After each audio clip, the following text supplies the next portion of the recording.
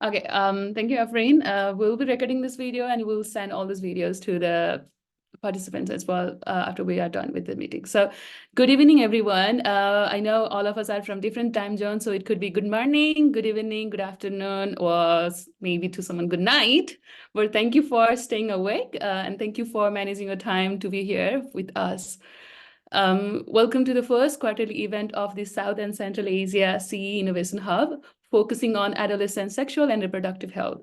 I am Prakriti Dakal, one of the founder of this Innovation Hub, and I'm so thrilled to be your moderator for this session. Along with me, we do have Afrin Noble as other founders, and we also do have members who are already here: Misbah, Sabur, Aisa, Pavel, Sehran. I want to see if they're already in a Zoom and they might be joining. I think some of them are still on the work. And then Gulnaz is also here.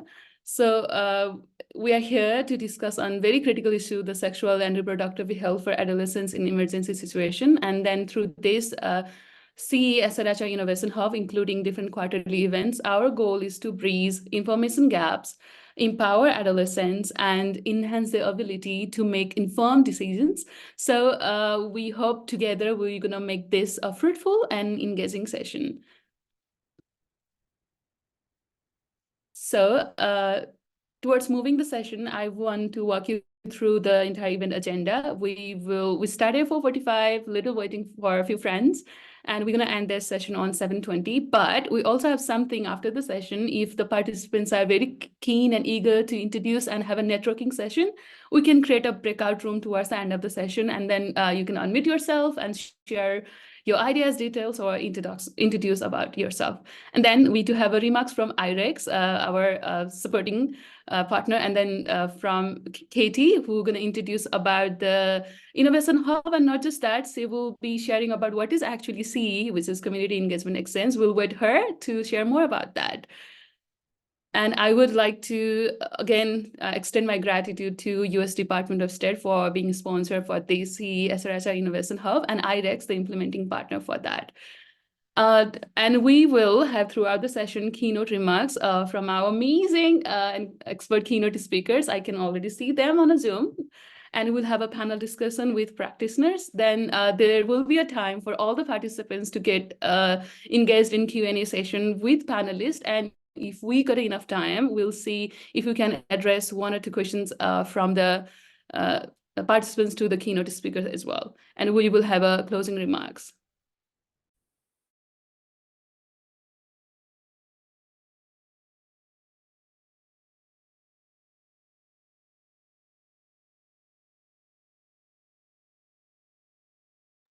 Okay, and then we do have a ground rules for this event. I think it's been a while, all of us are on a Zoom setting after, like this after COVID. So I just want to remind all of you, let's go on a past and be like in the time when we were in COVID. So we will be respecting each other, treat all the participants and speakers with respect. We will do active listening, pay attention and avoid any kind of interruption. I could see someone just did something on a screen and that was disturbing it. So make sure that that will not happen again. We will be concerned about time. That includes me as a moderator and also all the speakers and also participants to limit the questions while asking to the panelist. And we know this is a very sensitive issue and the topic that we're trying to make it neutral. So we respect the privacy of shared information in this Zoom as well. And then make sure that the device is on a mute mode, just to maintain that we have done the setting that we need to unmute to the speaker head, just letting to the speakers known as well. Before your timing, we will ask you to unmute yourself and you can unmute and share your thoughts as well. And we will avoid using discriminatory language and behavior because we do speak in different languages, but our standard language we're going to use is English. So make sure that we do not accidentally use our mother tongue here and every one of us will be confused. Then we will also share you a feedback form that is so crucial for us to plan for upcoming events. So please provide us constructive and respectful feedback to us. So moving forward, this is what we already done, and we have kept the record of your responses. We were so excited to share that on our social media. So moving forward, there is something exciting as well that we checked in the applications participants, and we see what are the expectations from all of our participants, which is a roadmap for participants in SRHR education and advocacy. And we could see our participants really want to understand and get more insights and knowledge in SRHR. They want to get some practical strategies for emergencies.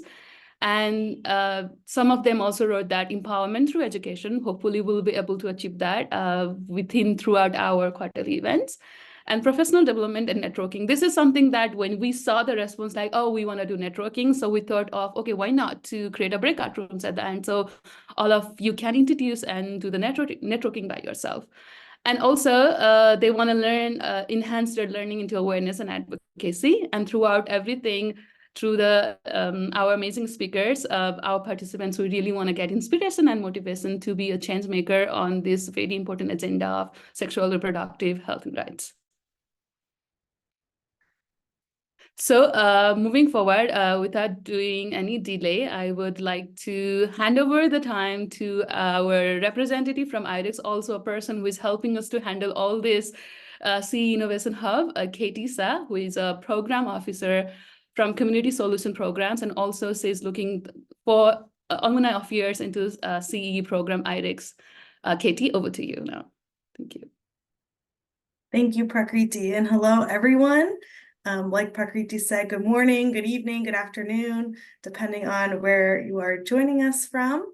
My name is Katie Shaw, and I am a program officer working on the Community Engagement Exchange Program, or CEE, as we refer to it as, at IREX. I am based in Ohio in the United States, and so happy to be joining you. So CEE is a leadership development program that is sponsored by the U.S. Department of State's Bureau of Educational and Cultural Affairs, and IREX is the organization that implements this program. So CEE is a year-long leadership development program that equips young civil society leaders ages 21 to 28 with skills, expertise, and resources to develop multidimensional approaches to build healthy and engaged communities in over 100 countries throughout the world.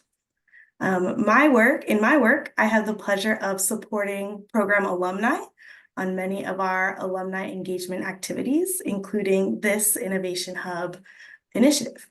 So CEE Innovation Hubs are regional working groups that provide alumni with the opportunity to collaborate and address shared regional challenges.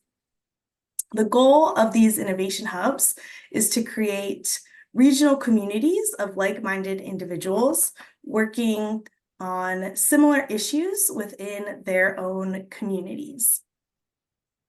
Excuse me.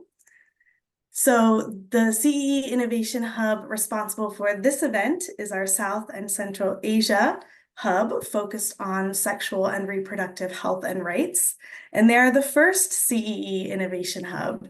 And we are so happy to be supporting founders and members over the next several months to carry out initiatives like this one, and also implement in-person projects in their own communities, and continue to maintain virtual spaces for continued collaboration and conversation on promoting sexual reproductive health and rights for young people throughout their region.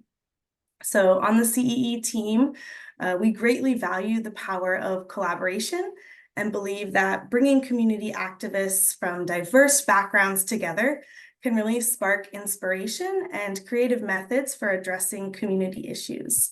Every time I have been in a space with CEE fellows and alumni, both virtually and in person, I've walked away inspired with new ideas and energy to continue doing this important community work that often can feel so challenging. So we are looking forward to the energy, expertise, and thoughts that you all will bring to our conversation today.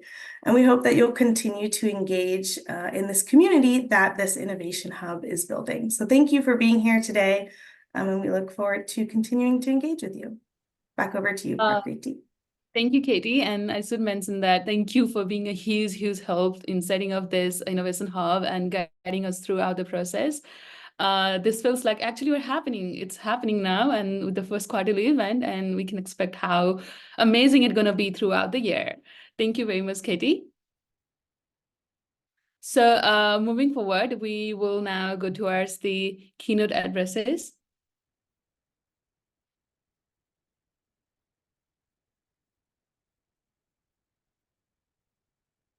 Um,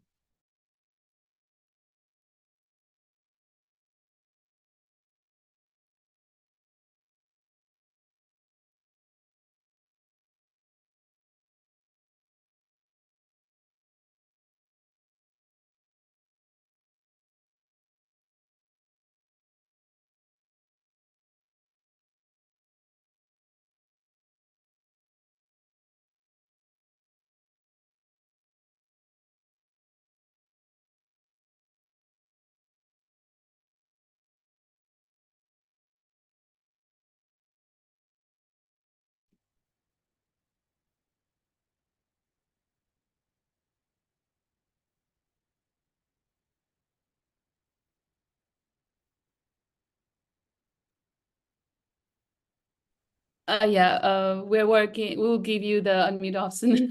So we were just working on this technical thing as well. If Afrin is there, can you please? There are two Prakritis, and can you pass the host to me? Just need to fix on the technical setup. So moving forward, we do have amazing keynote speakers with us. I am so excited to introduce them. Avni Amin and Sadie Bastian, who will be addressing more on WHO recommendations to adolescents on sexual reproductive health and rights. And we also do have a keynote speaker towards us after the first keynote session. So I would like to introduce our keynotes. Dr. Avni works at WHO Department of Sexual Reproductive Health and Rights with research, and she is a unit head for the rights and equality throughout the life course team. She focuses on violence against women and gender equality in sexual and reproductive health. She has a PhD in international health from Johns Hopkins University, a passionate and feminist scientist. And we have Sadie here. She is a scientist at WHO Department of Sexual and Reproductive Health and Rights and Research. She focuses on adolescent sexual and reproductive health, engaged in research for nearly 2 decades in Sub-Saharan Africa and South Asia. Our participants might be so excited to study more about your research papers as well. And her interest is in participatory methods and youth and community engagement. And we can see this is the reason that we have a speaker from WHO to make this more accessible to communities across the world. So over to both of our speakers, Avni and Sadie, and I'd like to ask the technical team to unmute both of our speakers. Great. Thank you so much for this introduction, Prakriti. I will try to share screen and hopefully that will go okay. Just a moment, please, and I'll put it into presentation mode. Great. Does that look fine on your screen? Super. Oh, there. Is it okay? Yeah, we can see. Thank you. Oh, okay, super. So as with everyone else, I'd like to wish you a good afternoon, good morning, or good evening, depending on where you're joining from. And just very grateful thanks for the introduction to Avni and myself. As mentioned, I work as a scientist at the Department of Sexual and Reproductive Health in Geneva, where my focus is on adolescent sexual and reproductive health. Avni, would you like to unmute and introduce yourself before I move forward? No, I think, Sherry, you should go when I speak. I'll just quickly introduce myself, but pleasure to be here and thank you very much for welcoming us in this forum. Over to you, Sherry. Great, thank you, Avni. So our joint keynote today will focus on the WHO recommendations on adolescent sexual and reproductive health and how they can be used as a basis for advocacy to ensure the needs and rights of adolescents in emergencies are met. So in our brief session, our aim is to provide an overview on three main topics. We'll start off first with a global and regional overview on adolescent sexual and reproductive health. We'll then take a look at what is particularly important or unique about this topic and why it deserves increased attention and investment. Lastly, we'd like to share with you a few of the key WHO recommendations that can be used to inform your advocacy efforts. So let's take a brief look first at the rapidly changing global context, and I'd like to just highlight 4 trends or issues here. Firstly, there is an expanding population of adolescents globally, with more boys and young men than girls and young women. Adolescents are generally growing up in smaller households and in the context of increased life expectancy. Secondly, adolescents today face a world where the burden of illness is changing.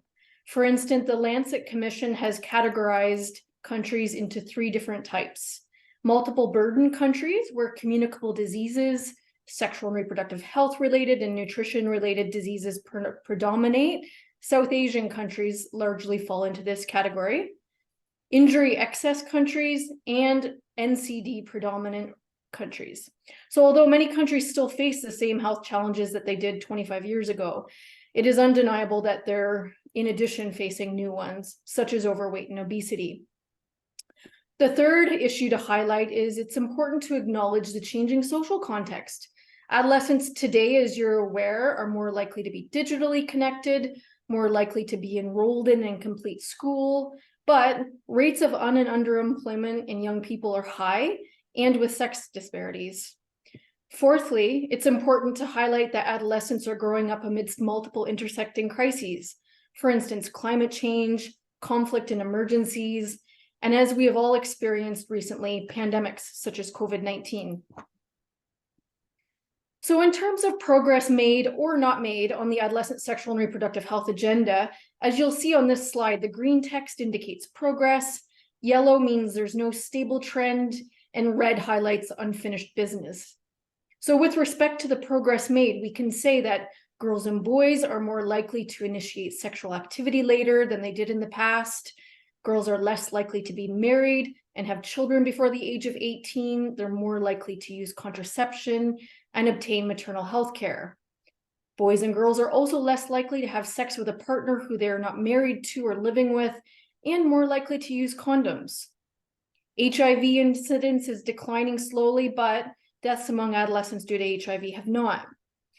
Now, turning to the yellow, there's no clear trends when it comes to unsafe abortion, mortality, and morbidity resulting from it. And finally, levels of STIs and intimate partner violence are high and growing. So let's take a very quick look at one concrete example. Here you can see a graph depicting trends in adolescent birth rates across the different regions.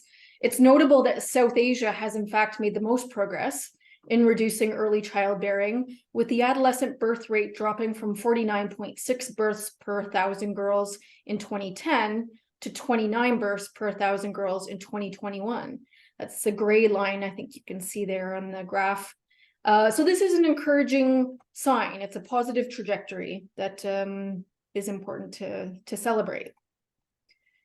But it's also important to identify what the barriers and opportunities are to making sustained progress on the adolescent sexual and reproductive health agenda. And this cartoon highlights just a few, including denial that adolescent sexuality is a thing, entrenched gender inequalities, resistance to meaningfully engaging young people, weak health and social systems, limited coordination across sectors, changes in population dynamics and family structures, and lastly, in line with the focus for this event, increases in humanitarian crises and emergencies. However, it's also important to have a glass half full perspective and systematically identify and capitalize on emerging opportunities.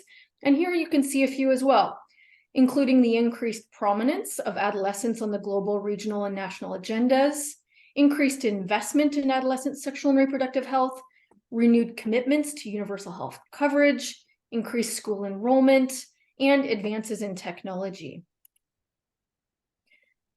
So if we turn now to look more specifically at adolescent sexual and reproductive health and emergencies and the rationale for needing greater attention, investment, and advocacy, it's clear that there are a number of increased vulnerabilities that come into play, including the breakdown of basic health services as well as law and order.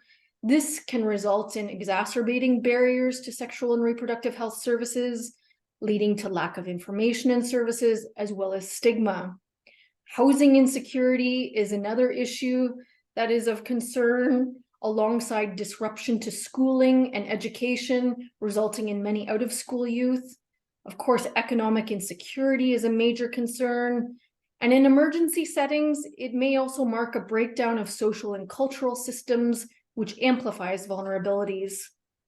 Additionally, there may be increased risks of gender-based violence, as well as increased potential for sexual and other risk behaviors, including substance abuse. Also, the onset of an emergency situation may mark the potential resurgence of harmful practices, including early marriage and trafficking. And finally, it's important not to underestimate the impact of personal traumas, including the loss of family members and other protection mechanisms.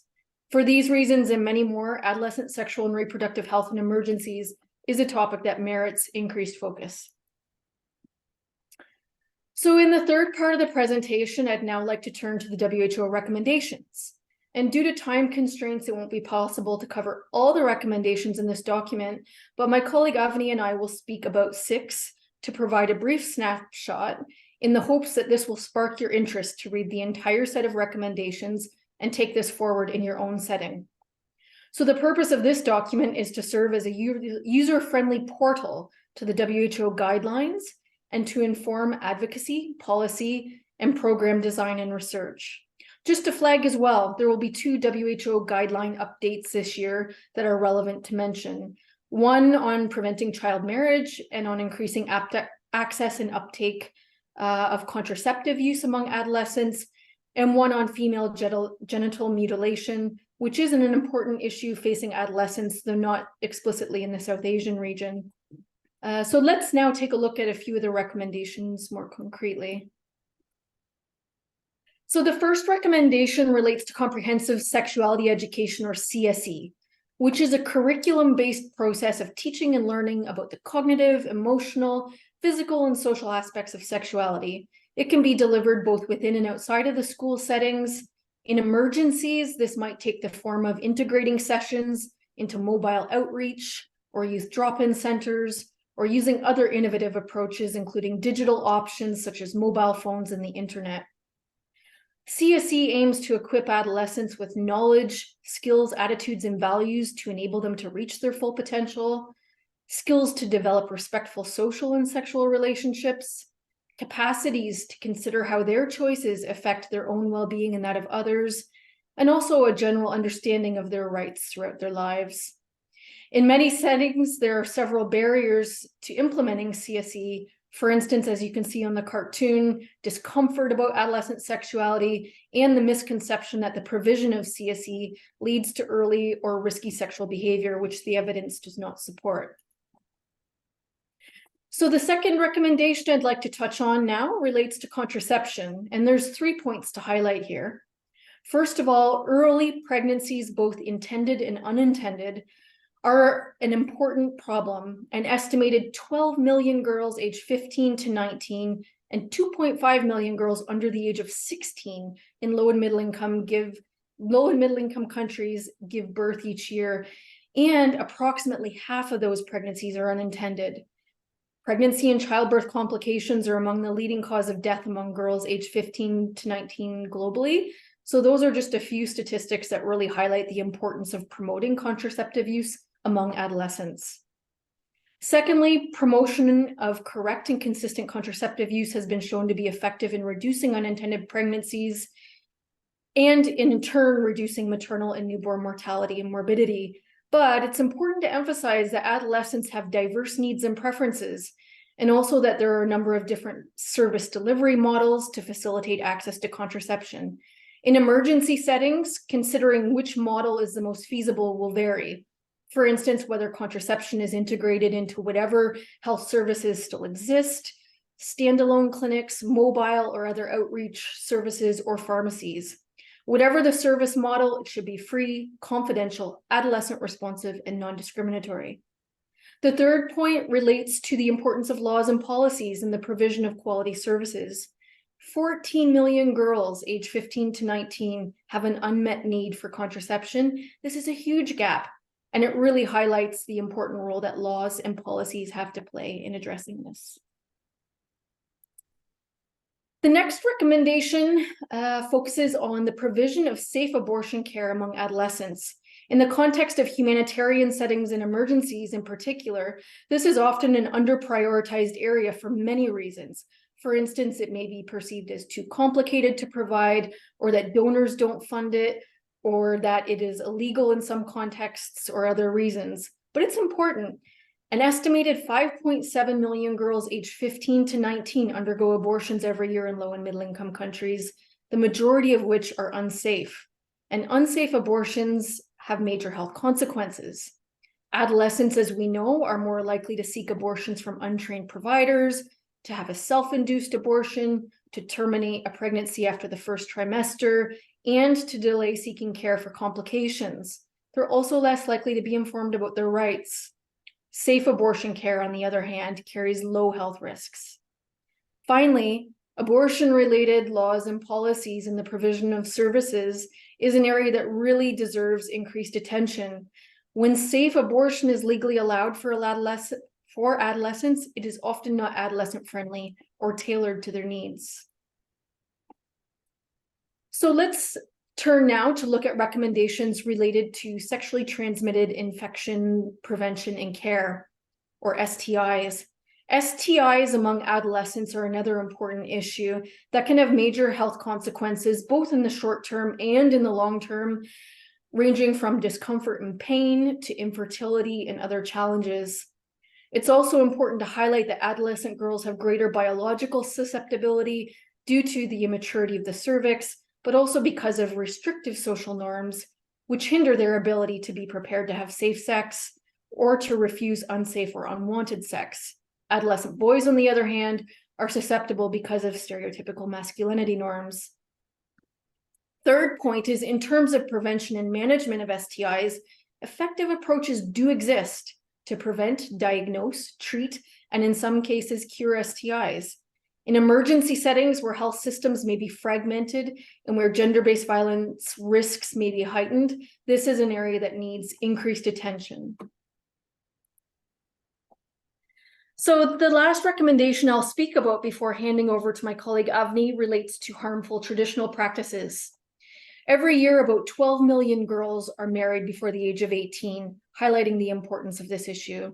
In South Asia, levels of child marriage remain high at about 28%, and no region is on track to meet the SDG target of eliminating child marriage by 2030. This is a cause for concern given the serious health and social consequences of child marriage. However, as with other areas covered in the recommendations, it's important to point out that there is a growing evidence base for effective approaches, as well as those which are promising to tackle this issue. And finally, it's again important to emphasize the role of laws and policies and their implementation.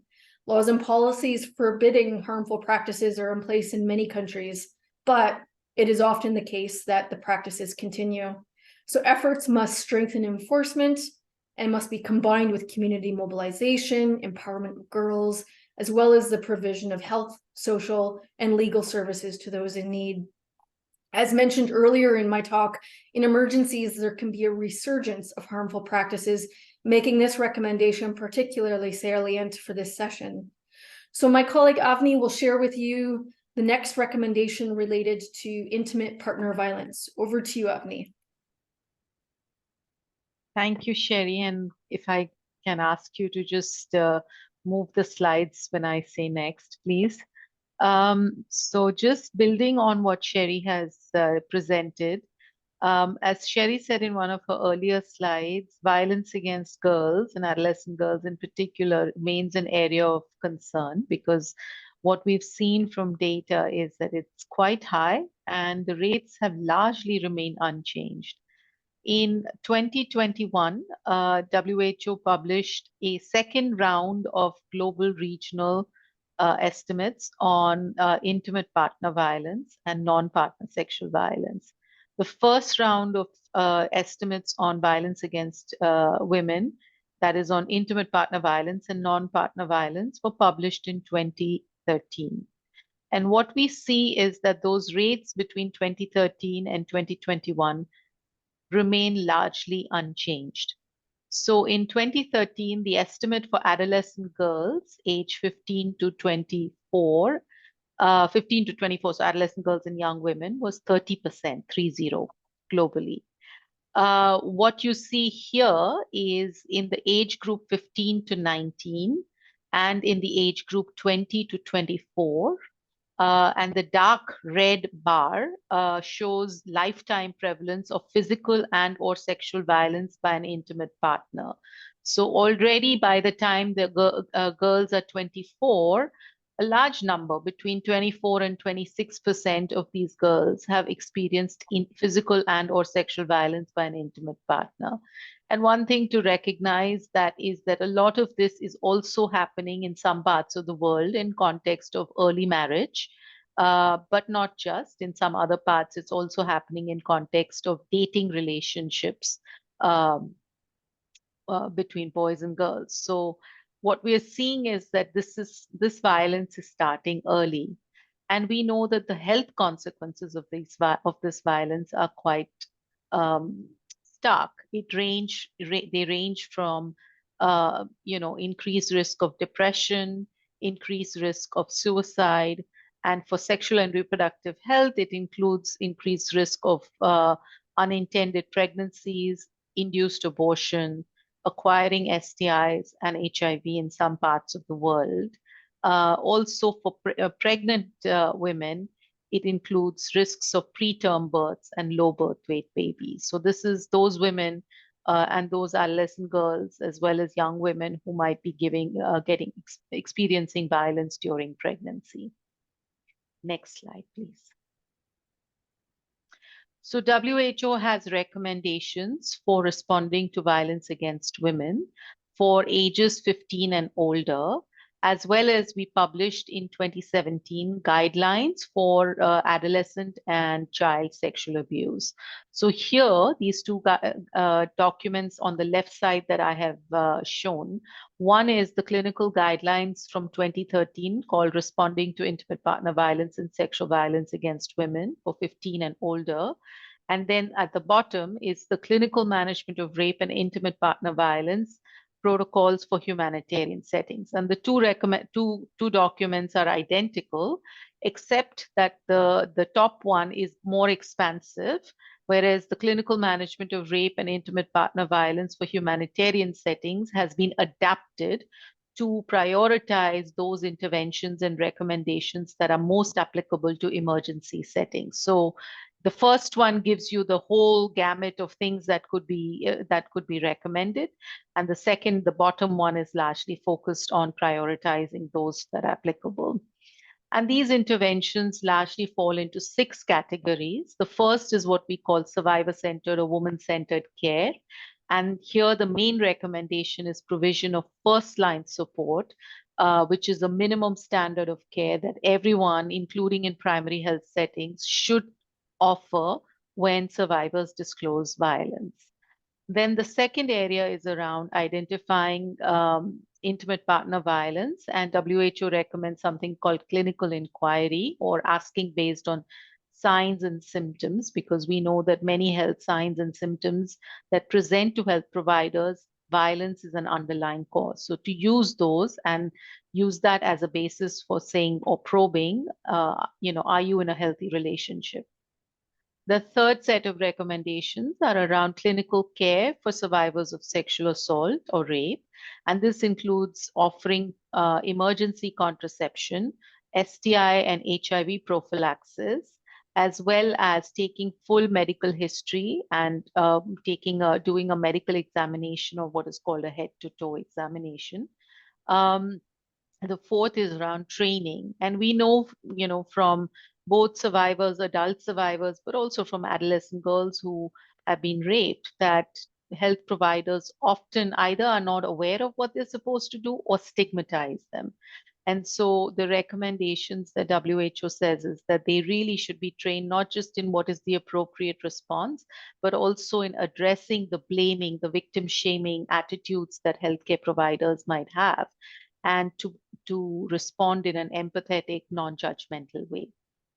The one area which is very, very contentious, particularly for adolescents, is that in many legal settings, at least for adults as well as for children and under 18, you have what is called mandatory reporting. So whenever violence, sexual violence or IPV, intimate partner violence, is reported to a healthcare provider, that a law says that they are obligated to report this to the police or to the child protection or appropriate authorities. Now, for adults, WHO says this is not appropriate because it violates the basic right to self-determination for survivors. For children, it's a little bit complicated because they are minors under 18. And so there are a bunch of what we call more nuanced guidance around under what circumstances reporting should be done, keeping in mind, particularly for adolescents, a balance not only of their need for protection, but also their right to make autonomous decisions in line with evolving capacities. Next. So very specific recommendations for adolescents, which are in the child and adolescent sexual abuse guidelines and child maltreatment guidelines, are really for the need to have adolescent-centered, gender-sensitive first-line support to make sure that additional trauma and distress that maybe under 18 might experience while going through a medical examination and asking about history of what happened is really minimized.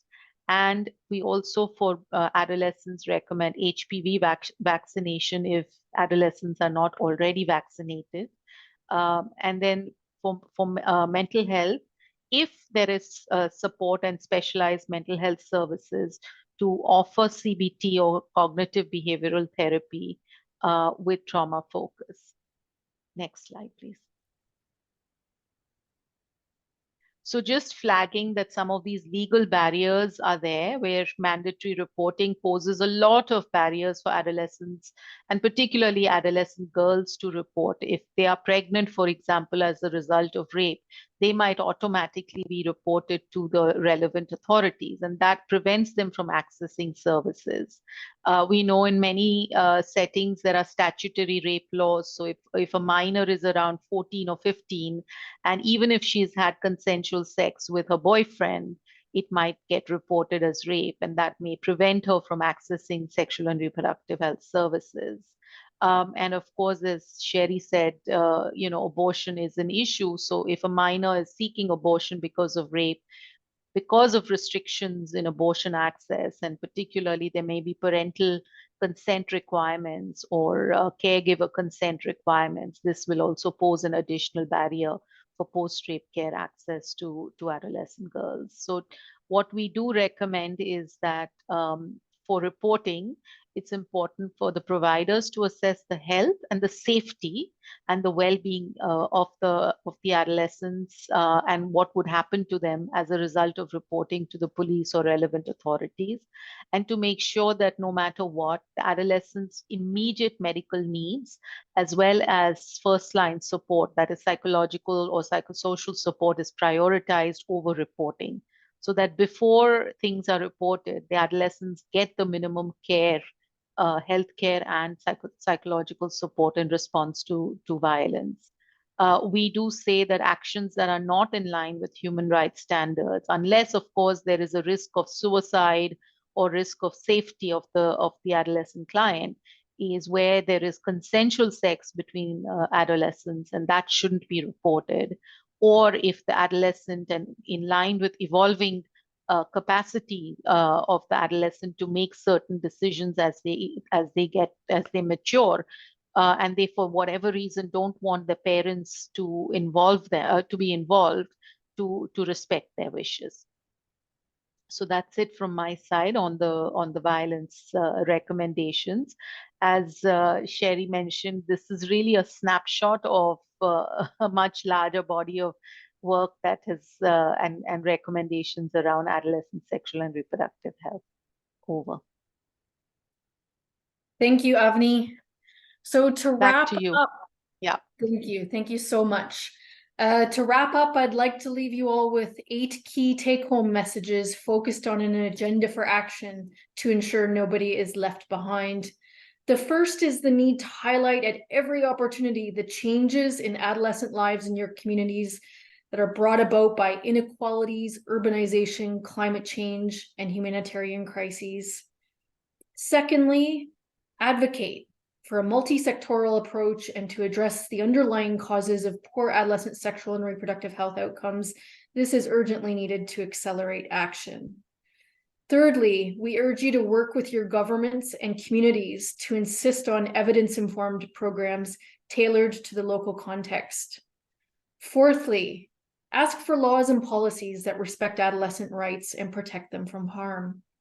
The fifth point is to advocate for age and sex disaggregated data analyses to uncover which groups of adolescents are being left behind and to inform programs and policies and track progress on key indicators. The next point relates to the need to conduct, support, and advocate for implementation research, which addresses how to deliver proven interventions tailored to context at scale with quality and equity. The seventh point on the agenda is to demand for meaningful youth participation in efforts to address adolescent sexual and reproductive health. Youth advocacy is key.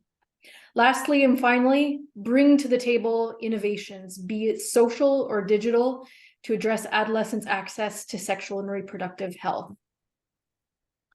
So on behalf of Avni and myself, I'd like to thank the organizers for inviting us, and to all of you for joining this session. I really hope it will be useful for your advocacy efforts. And on this slide, you can find the main references for our presentation. Over to you, Prakriti. Thank you, Sadie and Avni. Thank you for such an amazing, enlightening presentation. WHO's recommendations are really very vital in advocating for and meeting the needs of adolescents in emergencies. And then, as you clearly mentioned, that this is just the start, and having both of you here and sharing this key information is really vital for us to plan our advocacy efforts ahead. I have to mention that all the participants here are youth. Around the average age of all the participants is like 23, 24. So we are on a right place to learn from amazing speaker like you. And connecting to your speech, I have a poll that is dedicated to all the participants to go into the future, and it is like a SRHR time capsule.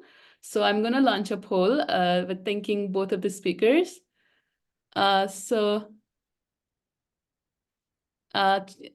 if there is a poll. If you were creating a time capsule for SRHR to be open in 50 years, just imagine what one item would you include to represent today's effort. That can also include, as Sadie and Avni mentioned, that advancement in technology, a digital process, or current policy document that can be still reused in 50 years, or a symbol of current advocacy efforts, especially through youth. So we want to know from your side.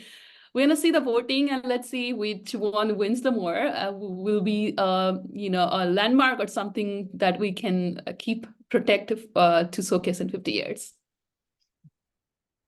So we're getting votes. I will be in 15 seconds. I will end the poll, and we will see the result of it as well, which is very exciting to imagine what will happen in 50 years as a time capsule for SRHR.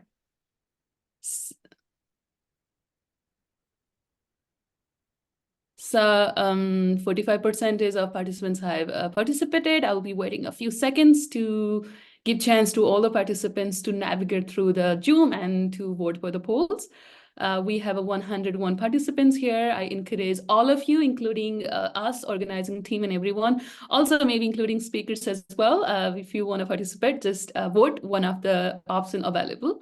You can only choose one of that, which is very critical because this is one of the options we have to do as a decision. So 58 participants have already participated. We'll wait for a few more seconds to get the majority of our participants participating on this poll.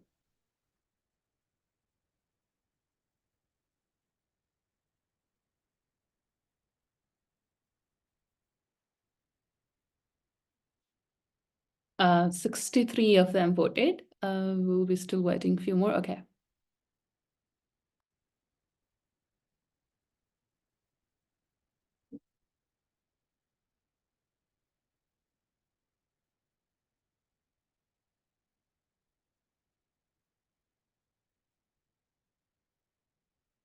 Okay, I'm gonna end the poll in 5 seconds. So be rapid. 1, 2, 3, 4, and 5.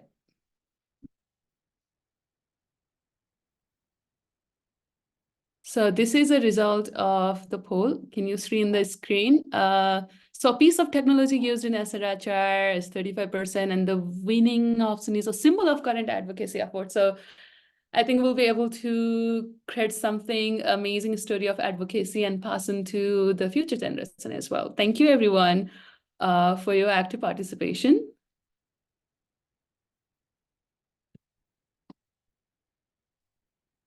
And we would like to move forward. Again, thanking to our two keynote speaker, Avni and Seri, for your time, dedication, and for preparing such an amazing presentation for here.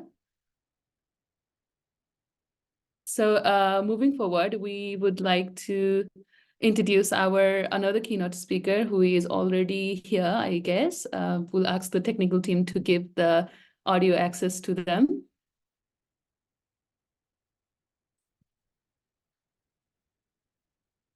So we do have another keynote speaker, Kunle Etini, who is a UNFPA representative to Sri Lanka and Maldives. He has experiences in sexual reproductive health and rights, human rights, public health, and also in law. He has served in Nigeria's National Agency for the Control of HIV and AIDS, NACA, and he's also the alumni of Johns Hopkins Center for Communication Program. I can see the speakers being alumni of same institution as well. So excited to have your presence, Mr. Kunle, over here. So if you are here, I would like to give the floor to you. Thank you. Thank you for your presence. Thank you so much for, I hope you can hear me. Yes. Do you hear me? Okay, Yes. I see that. Thank you so much, Kaza. Thank you for having me join you today. I think I appreciate the opportunity to speak to such a diverse group of people, over 100 people online, and to talk about adolescent sexual and reproductive health. Today's theme, I've been asked to discuss adolescent sexual and reproductive health in emergencies and disasters, and the importance of that. It's important to start by understanding that at the United Nations, I am the country representative for UNFPA in Sri Lanka. I cover Maldives, and I used to work in the Gambia as well as representative. I've done quite some work in this area, and I seriously believe that ASRH is probably one of the most important areas that we could work that will have a telling effect on our population and the development of our people and world. As the world continues to face multiple crises that severely affect the health and well-being of the generation, we are reminded that in emergencies and humanitarian or conflict settings, the risk of sexual and reproductive health rights violation is exacerbated. We live in a very chaotic world, and I was speaking to some people earlier today and said 2024 is probably going to be one of the most chaotic times in recent time. We woke up this morning to news that Yemen was being bombed. We know what is going on in Gaza. Every region of the world is facing some conflict or the other. But we also know that in conflict settings, women, young people, girls are probably some of the most vulnerable in those times. And even as we begin to look at issues that affect them at that time, sexual and reproductive health becomes one of the most left behind facets of their life. And I know the speaker before me, and I thank my colleagues from WHO for really expanding on those issues. In times of crisis, we often only focus on immediate needs, food, shelter, and a broader healthcare. That, if not particularly addressed, might leave young people's sexual and reproductive health behind. Adolescence is a critical phase of life that is marked by physical, emotional, and psychological changes. When emergencies strike, young people and adolescents are particularly vulnerable due to their already limited access to sexual and reproductive health. Again, the speakers before me really discussed culture, norms that already that serve as barriers to young people accessing SRHR. The consequence of this neglected need is far-reaching and long-lasting. I'll give you an example. In South Asia, where we have about 350 million young adolescents, and even it's over 60% of the world's young people live in this area of the world, about 750 million people. We know that we already grapple with challenges of sexual and reproductive health. In Sri Lanka, young people make up 23% of the population. And young people are reported to be affected by crises that we currently are addressing. In 2022, Sri Lanka went into pseudo-bankruptcy, for example, and it's a form of emergency. And in that time, we have been working to see how this affects young people. I can clearly say that young people's sexual and reproductive health were, critically affected. And a recent study actually showed that this crisis is preventing young people from existing vulnerabilities. In Sri Lanka, for example, about 1,000 abortions are practiced, take place every day. Now, the law of the country does not even allow abortion. But we also know that teenage pregnancy is on the rise, again, because of limited access in times of emergencies that we have.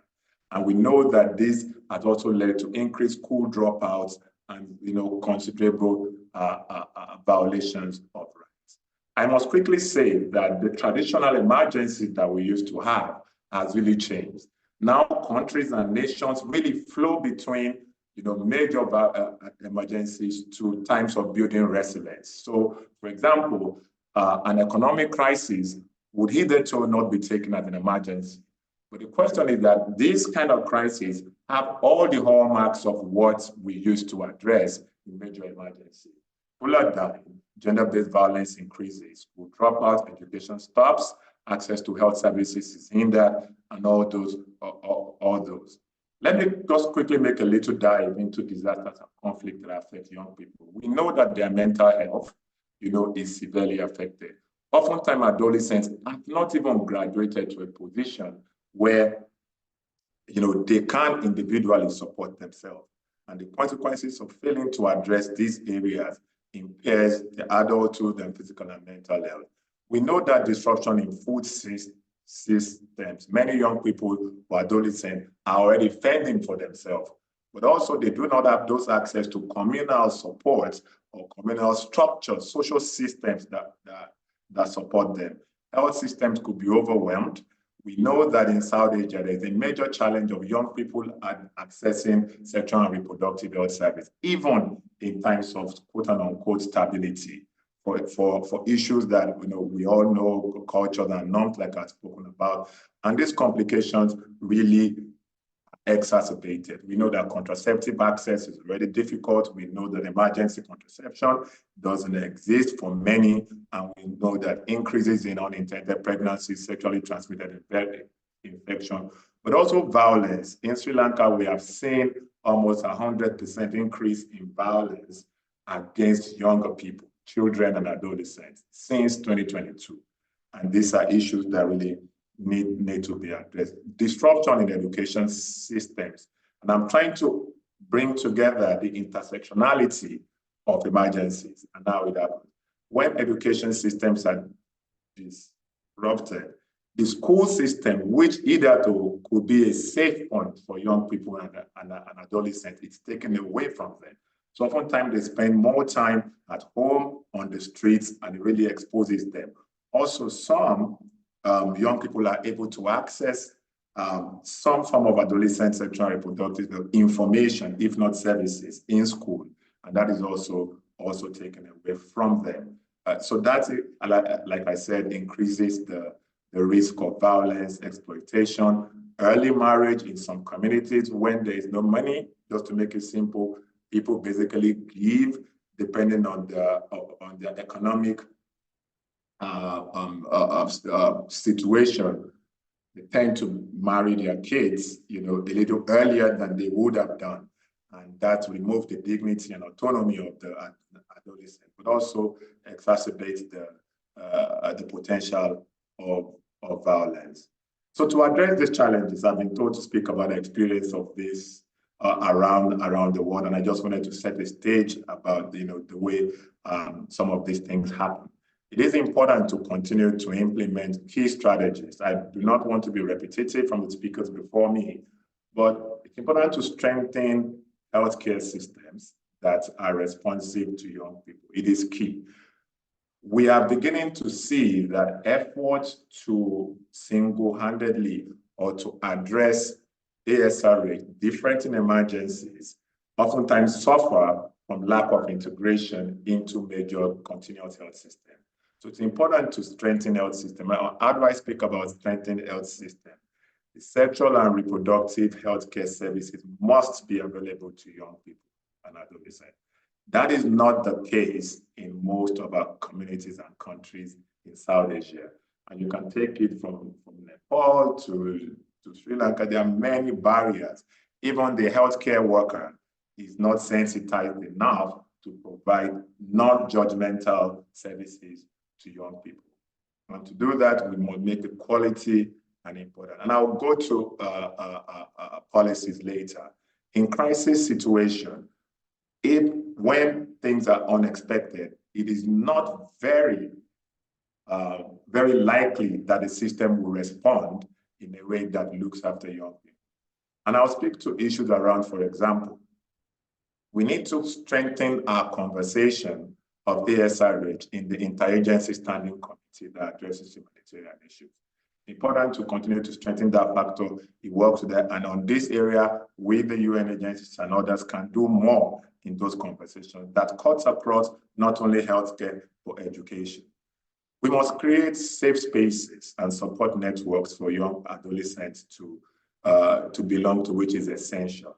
And I'll give you examples of where we've done this, working in safe spaces, exactly, not necessarily creating or duplicating. I have seen in my work, for example, in the Gambia, that there are already spaces that we could invest in to support young people. For example, in communal interventions, you will find that young people already have their platform whereby they talk to themselves, they believe in themselves, they engage. We can invest more in those platforms and to see how we can provide information and services through those platforms. I'll give you an example. UNFPA is working with national youth organizations to establish the Youth Peer Network. Many of us are familiar with YPeer. YPeer does fantastic work. Even in Kazakhstan, I was in Kazakhstan last year, and I saw the excellent work that YPeer does on the global YPeer network on providing young people with information. Now, this really does a lot of out-of-school training for young people. I would come to comprehensive sexuality education, but we know that the school curriculums are probably not the most effective ways, or at the moment in the global South, to reach young people with quality information and education on their sexuality and sexual reproductive health. For many reasons, it's culture, it's the barriers that they have created. But working with youth networks and providing youth leadership, we do a lot in this area. We need to continue to work to engage with local communities and promoting community-based responses. Communities understand themselves, they really know what they want. And I believe every community wants the best outcome for the young people. Oftentimes we speak in languages that these people do not understand. We must introduce flexibility into our work and our conversations in community. We must understand the values of communities. We must really try to seek and to find that meeting point of understanding. healthcare, as WHO would say, is a major undertaking, and the people are the most responsible for their healthcare. And we cannot, be more responsible than the individual or play the piper in this case. So until we can continue to work with local communities to find an understanding, and there's been a lot of success stories in that area. When you look at vaccination, for example, of course, I will skip the time of COVID and all that. But when you look at vaccination in the global south, we saw the increasing trend of conversation and community engagement, and now it changed that for sustainable and context-specific development. So the United Nations and the humanitarian agencies must continue to work in this place to build the resilience of these communities even before emergencies come. And in this way, we can provide practical support, but also to understand that equality is key in the conversation. Gender equality, the empowerment of women must be central to this work. And again, addressing sexual and reproductive health of adolescents in emergencies would always be collective. Governments, NGOs must collaborate. And I want to share a few of the stories that happened. I spoke about Gambia earlier, and I'm very proud about the work we did by working with communities to actually support women to establish forums where they are the one giving that education to their young people. But so mothers, they're playing the role of the educators. Anyone who knows the Global South knows that SRHR is not a conversation that really happens between mothers and children. And I ask myself, how do we expect for parents to be comfortable for me or another person to have conversations that they cannot have conversations with their kids? So how is that going to work? So I felt like we felt that it was important to work with those family systems and values, and for them to understand that this is where these decisions that they might be willing to make will lead for their children. And what did we see? Even though there was a practice at that time, there was a massive change of government. In these communities in 17 districts, there was no increase in adolescent pregnancies. There was child marriage went down, female genital mutilation, that it was in 76% in Gambia as at 2013, reduced from that community, that district, by about 30%. And this was a 4-year work and program that we worked on. So even the major duty bearers, that role to play and supporting them to do it might have more catalytic effect than for us playing it ourselves. In Sri Lanka, we have, in the last 2 years, we've delivered critical support to the systems. We're training young people. We continue to provide young people with the ability and the capacities to, or to support their capacities to respond to their own needs. Creating trust between communities is also a very difficult challenge. I spoke about the health systems earlier. It's important for the health system to seek to be responsive. And I in this area, we might have, because the healthcare provider also comes from the community. We cannot assume, and I really choose to take this conversation from the socio-ecological perspective, right? Health is not, this is a social issue, and the healthcare provider, oftentimes I have seen where the healthcare provider has been a barrier. At some point, when female genital mutilation was banned in the Gambia by a prescription of law, the women who were cutting, stopped cutting, and the cutting shifted to the circumciser in the health facility. So nurses were the one practicing female genital mutilation because laws are not norms.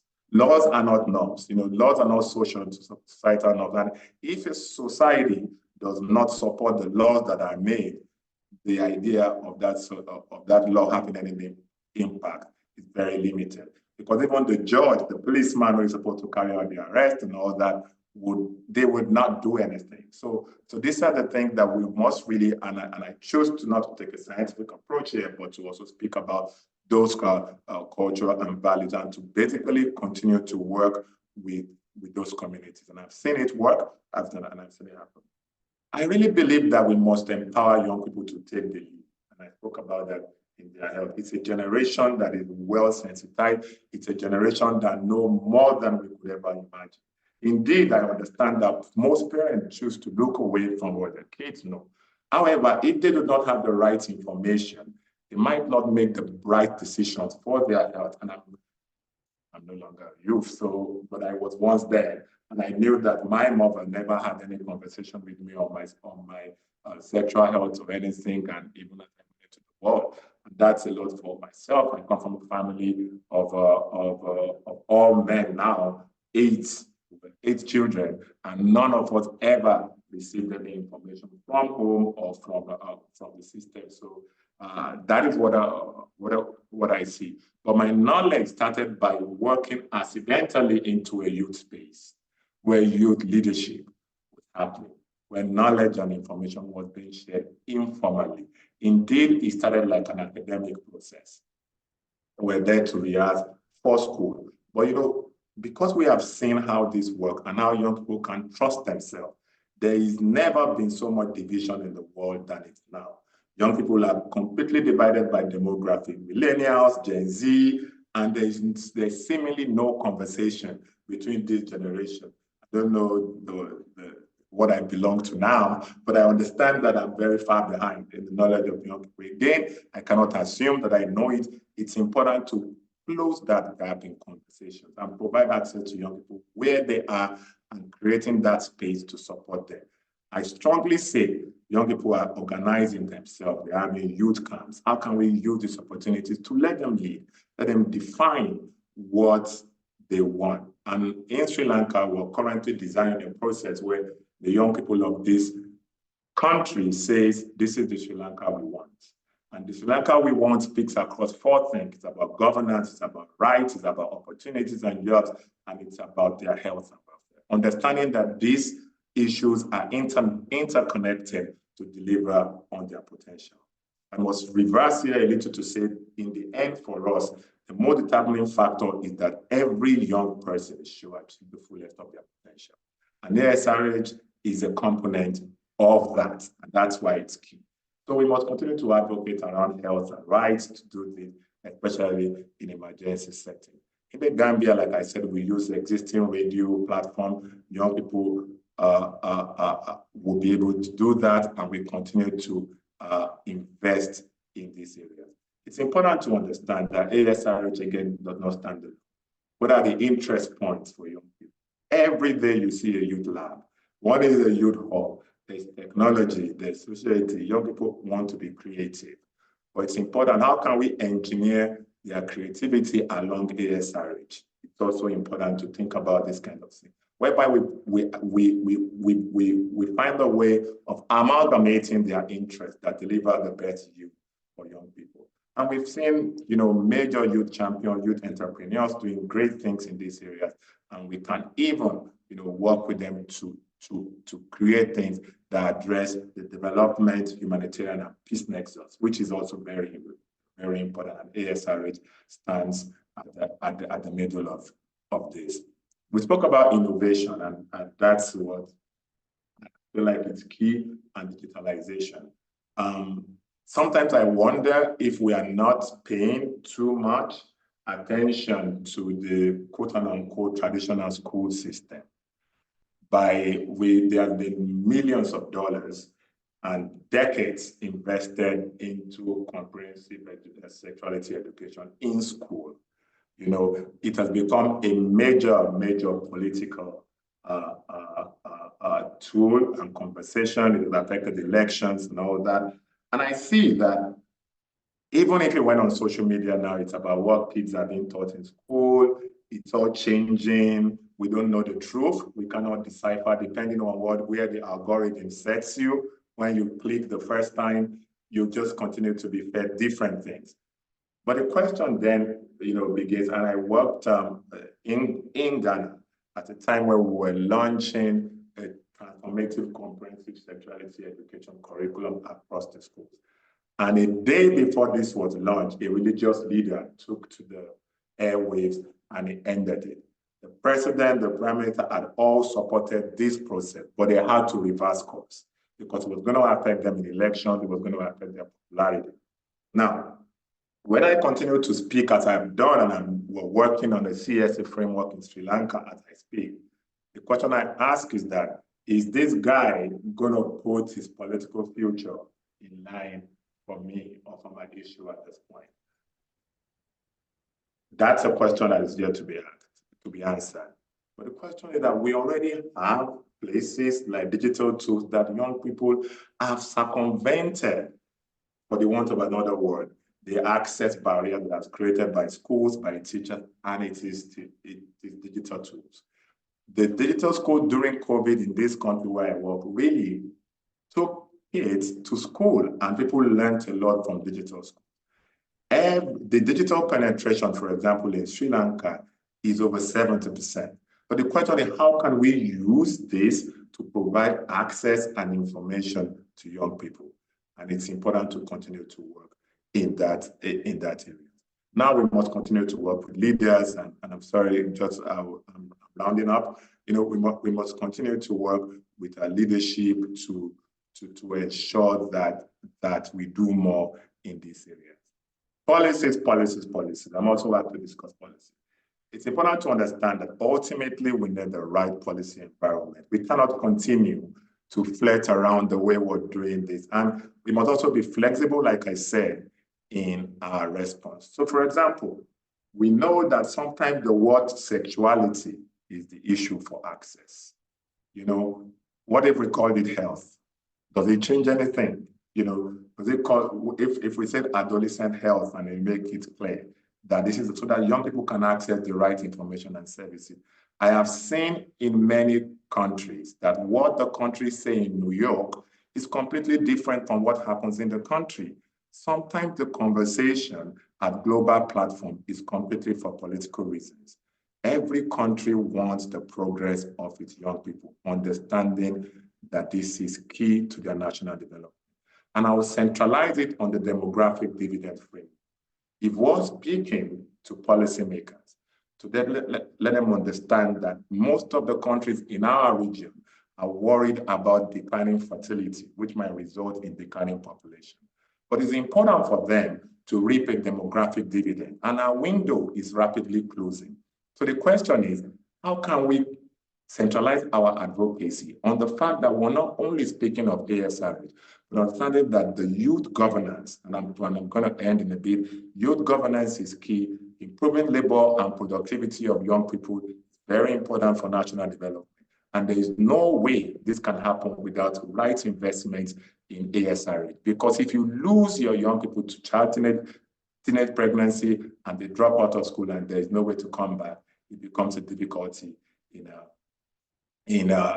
meeting national objective. For us, that is the center of how we work. That is what we do. We really believe the access to sexual and reproductive for adolescents, including contraception, is fundamental for national development.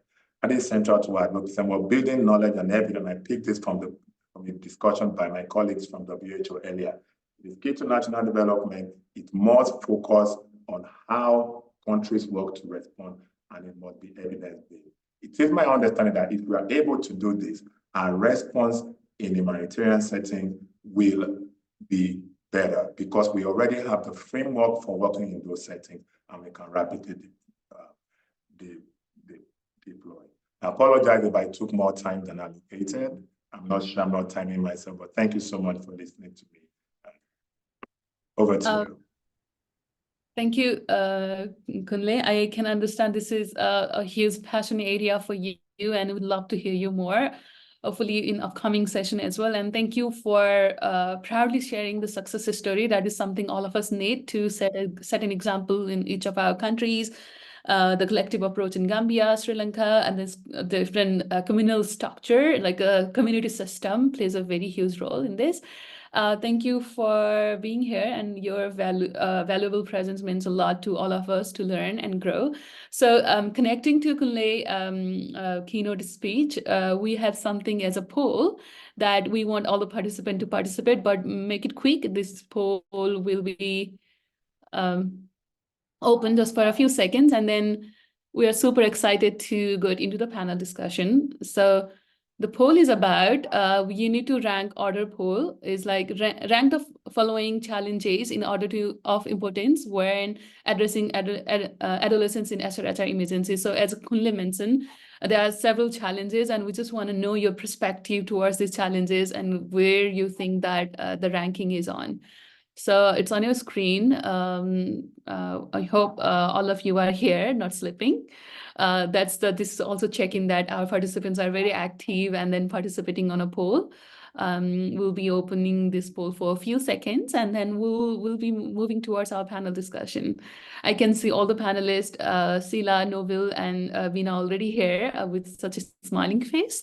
Excited to welcome you all. And then I could see the participants actively participating on the poll.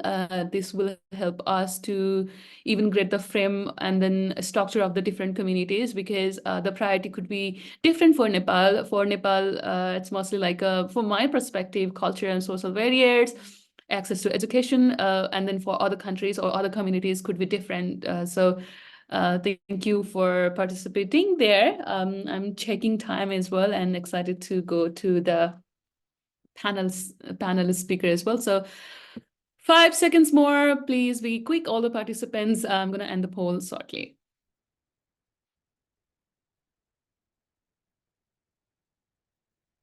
Okay, here is the result.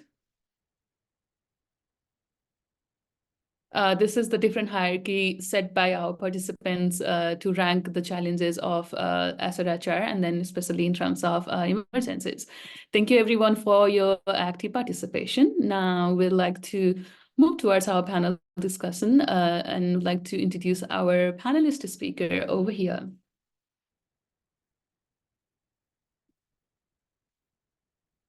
So we do have a panelist speaker, Dr. Veena Shrestha. She is from Nepal. She has over 12 years of experience in clinical management of reproductive health and family planning.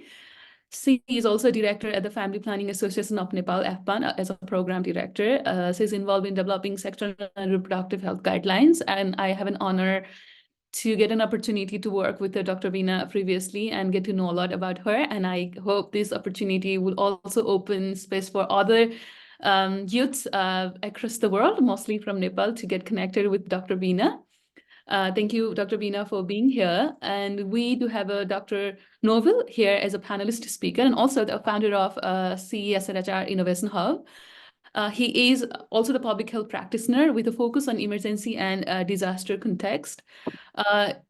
He has his roles in government and international organization and different settings and different positions working on it.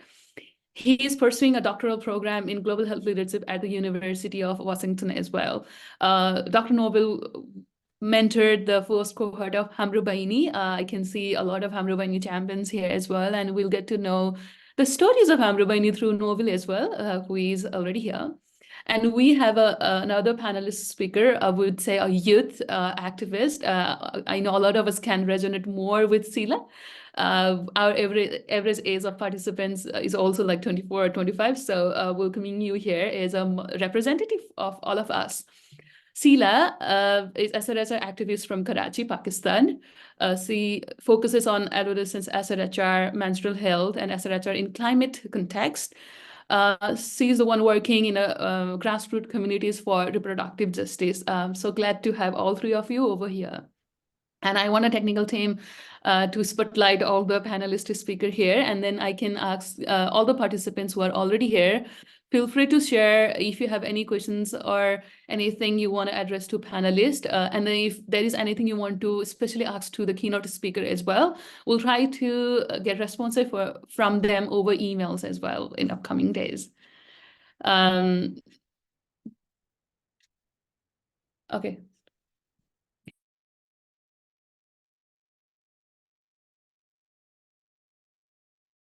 Ready to go. I am checking the time, 6:14. So we'll be a little ahead than the time, but we'll make sure that we'll get it done in time. So I would like to start the panel questions, maybe starting from Dr. Novel, who is super excited, and it's early morning for him as well there. I have collected all the questions from the participants. So as a responsibilities of moderator, I shortlisted the questions and tried to rearrange it in a way that would be easier to communicate with the speakers as well. So starting from Dr. Noville, would like to add that what role can young individuals play in contributing to and participating in SRHR initiative, particularly in crisis response efforts? We have heard a lot from our keynote speakers, mostly the global perspective. And we want to hear from you based on your experience and more towards the local perspective as well. Over to you, Noville. Yeah, and also, Noville, I know you have sent me a video to play here. So let me know, when do you want me to share the video? So I'm ready to play the video as well. Over to you. Yes, thank you. Thank you so much, Prakriti. Let's try to go back to some disaster scenarios and think about what we are talking about today. Imagine that it's the aftermath of an earthquake. A health system is struggling to coordinate sexual and reproductive health issues. Also, let's think about a cyclone that has affected one of our countries in the region. And, a person has been subjected to sexual assault, gender-based violence, and this person is in urgent need of survivor services. Also think about the situation where a flood has affected a country and STI or sexually transmitted infections are spreading, but the contraceptions are not available. Think about a conflict, which is very common every time we switch on the TV or the radio or browse the social media, we hear about conflict. So in this kind of a conflict situation, a mother that is close to delivery is challenged with having safe delivery facilities. Think about a tsunami. After a couple of days following a tsunami in a relief camp, unwanted pregnancy happens because we don't have family planning services. Think about a situation where a country or health system is trying to get back to the normalcy after disaster. So these few scenarios that I just described to you shows us different challenges that we face in the aftermath of disasters, irrespective of the cause of the disaster, whether it could be due to a natural hazard or due to a man-made situation or due to a complex emergency. These issues, the coordination challenges, sexual and gender-based violence, spread of STI and HIV, challenges in delivering of safe mother and child health services, unintended pregnancies, and lack of moving into comprehensive sexual and reproductive health services are common phenomenon. Over and over disaster, there's ton of evidence which show that these 6 issues challenge the provision of sexual and reproductive health services in the aftermath of a disaster. Now, what do youth and adolescents have to do with them? They can help in many ways to address these issues, in addition to the government, non-governmental health organizations, UN agencies, community organizations, etc. So they can be active stakeholders in addressing these issues. For example, youth committees could support the coordination of sexual and reproductive health services in an emergency as a part of the broad coordination mechanism. Let's take about gender-based violence in a disaster situation. Youth support networks can help a survivor in accessing the services. Youth can play a key role in promoting sexuality education, focusing on prevention of STI and HIV in disasters. Take it about safe childbirth, adolescents and youth can advocate for the services as well as in spreading awareness in the community. And also they can contribute to promoting reach for family planning and contraception services. And youth can play, as Kunle very clearly mentioned, as well as the other speakers mentioned earlier, in advocacy for sexual and reproductive health services, including comprehensive SRH services. So these 6 challenges, 6 solutions, and youth can be very clearly matched, and there is a definite role that youth can play in disasters, emergencies, and crises that our region as well as the world is facing. And that is the focus of this particular symposium of our first quarterly meeting, where we want to mobilize and prepare the youth of our region to play a more active role in such conflicts, challenges, and disasters. Over to you, Prakriti. Thank you, Dr. Noble, for rightly mentioning the solutions and the area, and also setting up the tone of the emergencies and crisis. So when we think about the disaster, for us, for Nepalese people, we tend to think, oh, it could be the earthquake or a huge flood. That is two things that is, hampering a lot on us. Moving forward, I would like to go towards Dr. Beena. I hope she's here. Hi. As an expert in clinical management of reproductive health and family planning, we want to know that what inspired you to focus on adolescent sexual and reproductive health, and how has this field been evolved, especially in a context of Nepal? And during the process, what are the current challenges in providing access to SRHR? Like Noble mentioned, give the different context of SRHR, particularly the context of SRHR during emergency in Nepal. Over to you, Dr. Beena. Thank you, Prakriti, for this opportunity to speak in this platform. Well, namaste, everyone. Good evening from Nepal. I will stick with the Nepal context, as I'm representing Nepal here.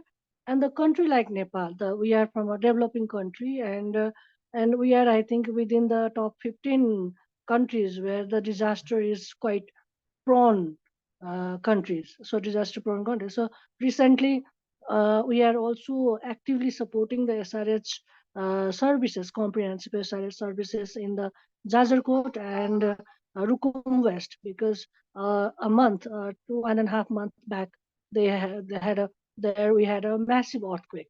So earthquake, flood, this is a part of our country's issues is that every year we are facing. So yes, adolescent and youth is the main area where we really need to invest. Everything only one organization cannot do. Everybody needs to come across and invest on the youth. And we should not be waiting only for during the disaster time. We have to, like PAN is the organization which introduced the CSC with the support from Danida in 2007-8.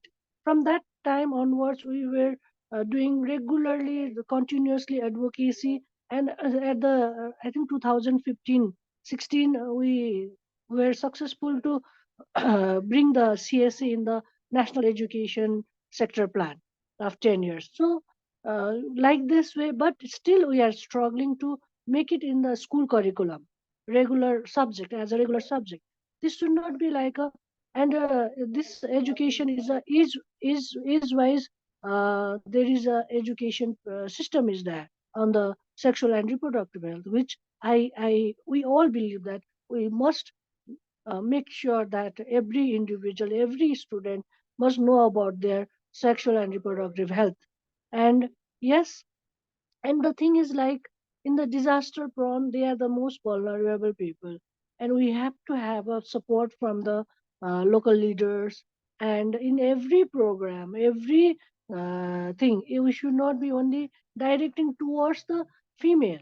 It should be both. Male engagement is very much important, because even though we say that we have a empowered women and all, but still we have the decision makers are male. Male support is quite, I mean, hard in the community than when the females speak. So this context also we should not be have to think from that angle also. Here in the disaster areas, we are trying to ensure that every adolescent and youth will be, I mean, they are in the tent setup also. We are providing a education, comprehensive sexuality education to them. Yes, right now is our colleague also just spoke about the gender-based violence. They are very much prone on GBV. We are providing the GBV counseling, and we have been developing a network to address those, and connecting them with the one-stop crisis management center. So these are the key areas which we really need to bring in wherever the disaster comes. Yes, those areas where teenage pregnancy, our colleagues have spoken, STI, and other general issues. And the female are the not only the young adolescent, all female, their health issues is being not taken, given that importance. So sometimes we have to design the program taking the service near to the mm, uh, female or the community they need. So we have to design the program where we have to put the people in the center, and put our all effort, so that how we can bring them in a sexual and reproductive health services areas. So that is why the adolescents and youth, and the thing is like not only in the crisis area, we have to uh, include the peri-urban and urban. Most of the funding are going towards the far rural areas, where equally, yes, we do agree that those areas also need to give a priority. But country like ours, where migrant workers are huge number, around 11% migrant worker are contributing in CPR. So that is why like the even like from the rural they come into the peri-urban, from peri-urban to urban, urban to another country. So migrant workers is there.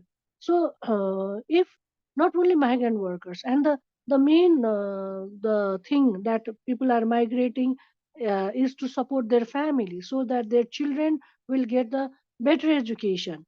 But that is why they will come to the urban peri-urban areas, and for the education, where our focus should be reaching to those adolescent and youth who are really vulnerable, because they are in a one room or in a hostel for the further studies, and they have a very raw experience with the external environment, easily get carried away from the anyone. So, and they can be the voice for their own village, own community. Once if we can make them from the education point of view, from the importance of SRS, they can be the uh, peer educator. They can be the educator for the community back in their own village. So from that angle also, we have to invest on adolescent and youth. Even though our marriage age is 20, but we find lots of adolescent and young people already in a relationship and married also, and getting a teenage pregnancy.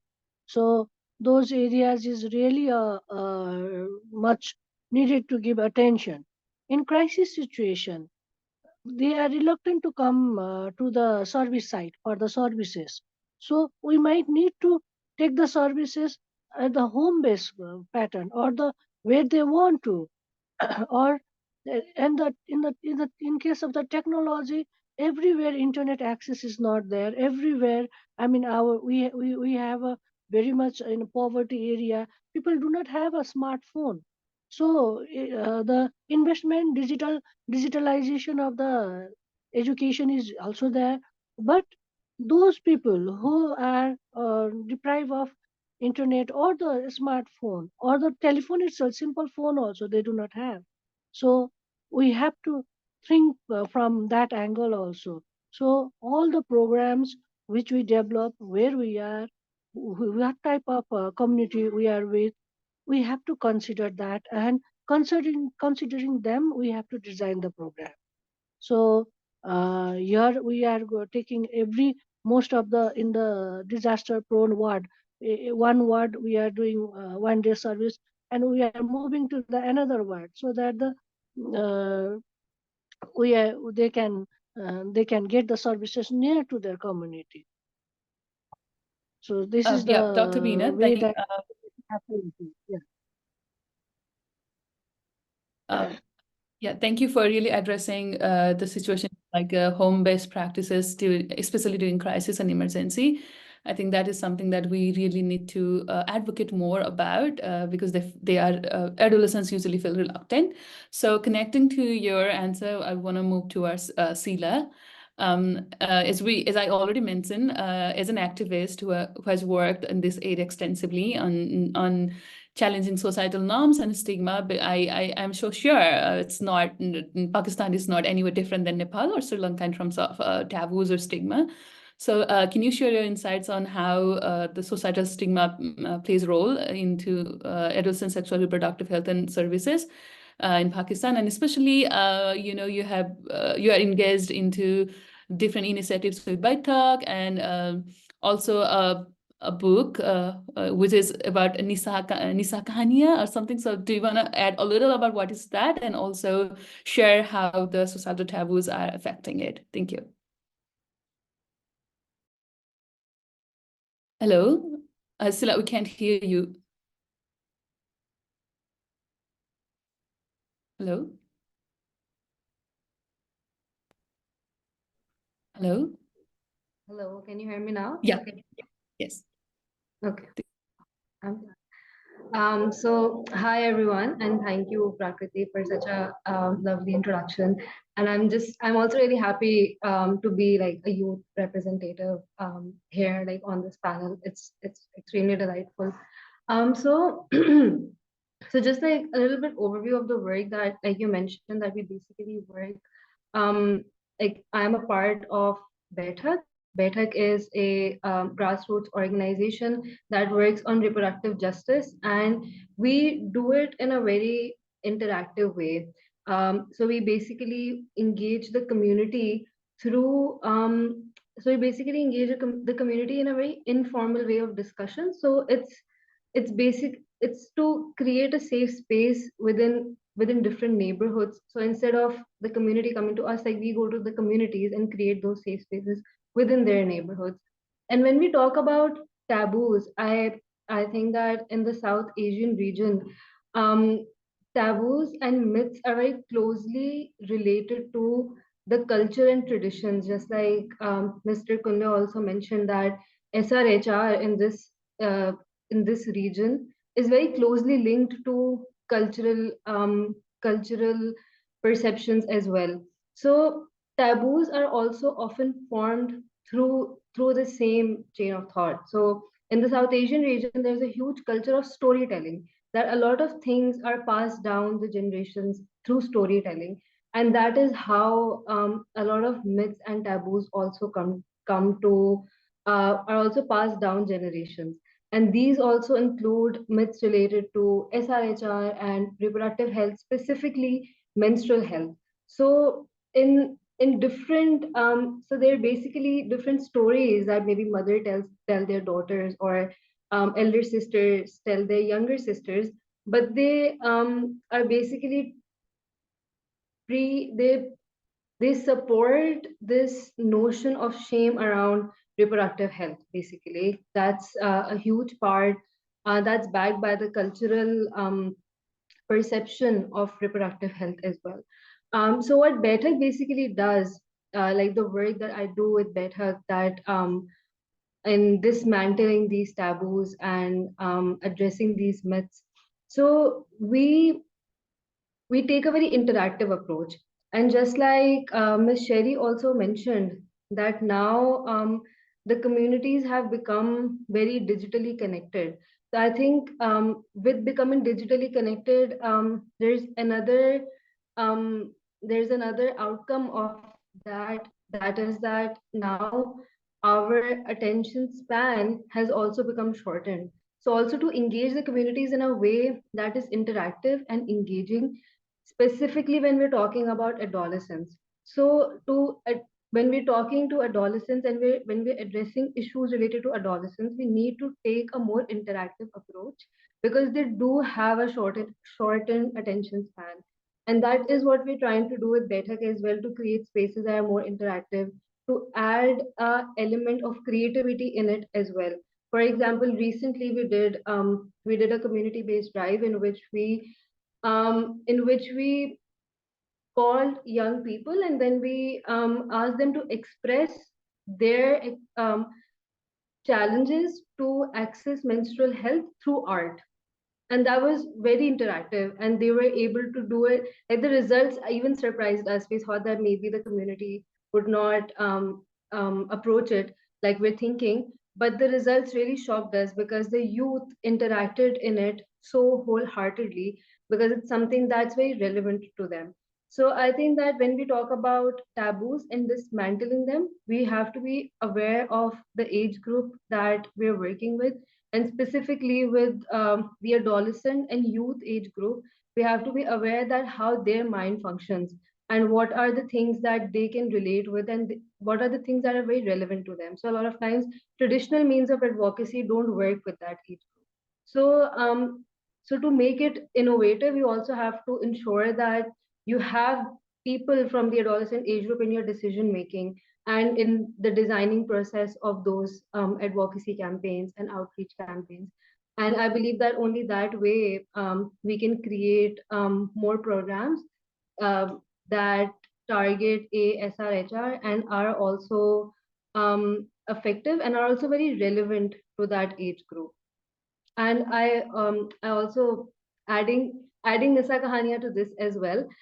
So Nisa Kahania was also a very similar initiative with the same chain of thought, that now the young people approach information in a very different way. So there was one common narrative that we would hear in all of our grassroots sessions. That was whenever we would ask women, no matter what age group they belong to, no matter if they would be from a rural area or an urban area, whenever we would ask that, did you know what is menstruation when you got your first period? Most of the times the answer would be no. Like, no one told them. Their mothers did not tell them. The eldest sisters did not tell them. I'm also one of those people who did not know that what is menstruation, despite living in an urban area in an educated family. So then we had conversations with mothers and elderly women of the community that why is there this, why does this barrier exist? And the response was that now, even though there's an open access to information, like there's so much information on the internet, you can just go and access information regarding menstrual health, but it is not relevant to what they want to pass down to their younger generations. And it is also not that engaging to the younger girls that they can introduce them to the idea of menstruation in a healthy way and in a culturally appropriate way, and also through something that they can relate to. So that is where the idea of Nisa Kahaniya came in, again adapting to the storytelling tradition that is a part of the South Asian culture. So we adapted the storytelling approach to form this comic book regarding menstrual education. So it's a very colorful comic book where the characters look like South Asian girls, and there are stories that young girls from Pakistan can relate to. Like, they can see themselves in the characters, and they can their mothers can see themselves in the motherly characters, and it's something that can be easily passed down to girls. It's very colorful. It's very relevant. So that was the entire idea, to come up with something that the younger audience, the adolescent, have connect to and feel relevant, and also the elderly people who are the people who are doing this advocacy also feel comfortable to introduce to the younger audience. That was the entire idea of Nisa Kahaniya. And right now we have 3 different modules that we go and distribute in communities free of cost, so that young girls can have access to resources around menstrual education. Thank you, Sila. We also do have a similar kind of initiative that we want to introduce in Nepal. I can see some of the Hamrabani champions were discussing in a group chat, oh, it's kind of sounds similar. So they are also excited, the entire team, to get to read about that book, which is more customized to Pakistan, because we also have a huge team in Pakistan who are trying to do community advocacy in SRHR. So maybe your curriculum would be much helpful to the team. And I know we do have Aisa from Baitak as a representative as well. So we'll be so excited to use that resources you already do have. Thank you for that. So we're going to move towards Novel now as a second round of the questions. So I want to, it's a very sensitive topic, and it's also a topic we're so passionate about, but I'm also being mindful of the time. And then I would like to ask speakers to narrow down their answer within 3 to 5 minutes, depending upon the responses. And I also would like to request all the participants, we do have a 89 participants. So I know you do have a different curiosities and questions. So feel free to write questions on a Zoom chat. Our team will, collect that and share that with me, and I will correspond that to the speaker as well. So going to Novel, thank you for sharing your takeaways and strategies on your earlier answer. And so secondly, we want to know about your initiative that you're engaged in through SRHR. So over to you. Yeah, Prakriti, due to the time constraints, I think we would go and watch the video. You want to, can you please play it, or I have it as a backup? I can do the screen share. Give me a second. So this is just to connect from Dr. Beena and also Sila's suggestions and ideas on getting youth engaged. Okay, what does engaging youth would look like? So we want to share and speak to what we have done in Nepal. So, and we really want to expand it and improve it to other countries in more broader sense. So I would like to watch this video and then maybe reflect. So the sound is.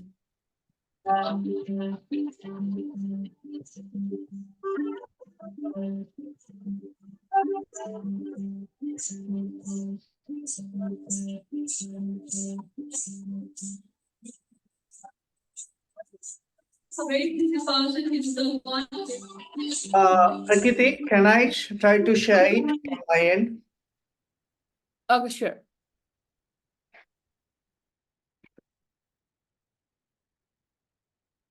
Sure, Novel. Yeah, Stop okay. it. Give me, yes, okay.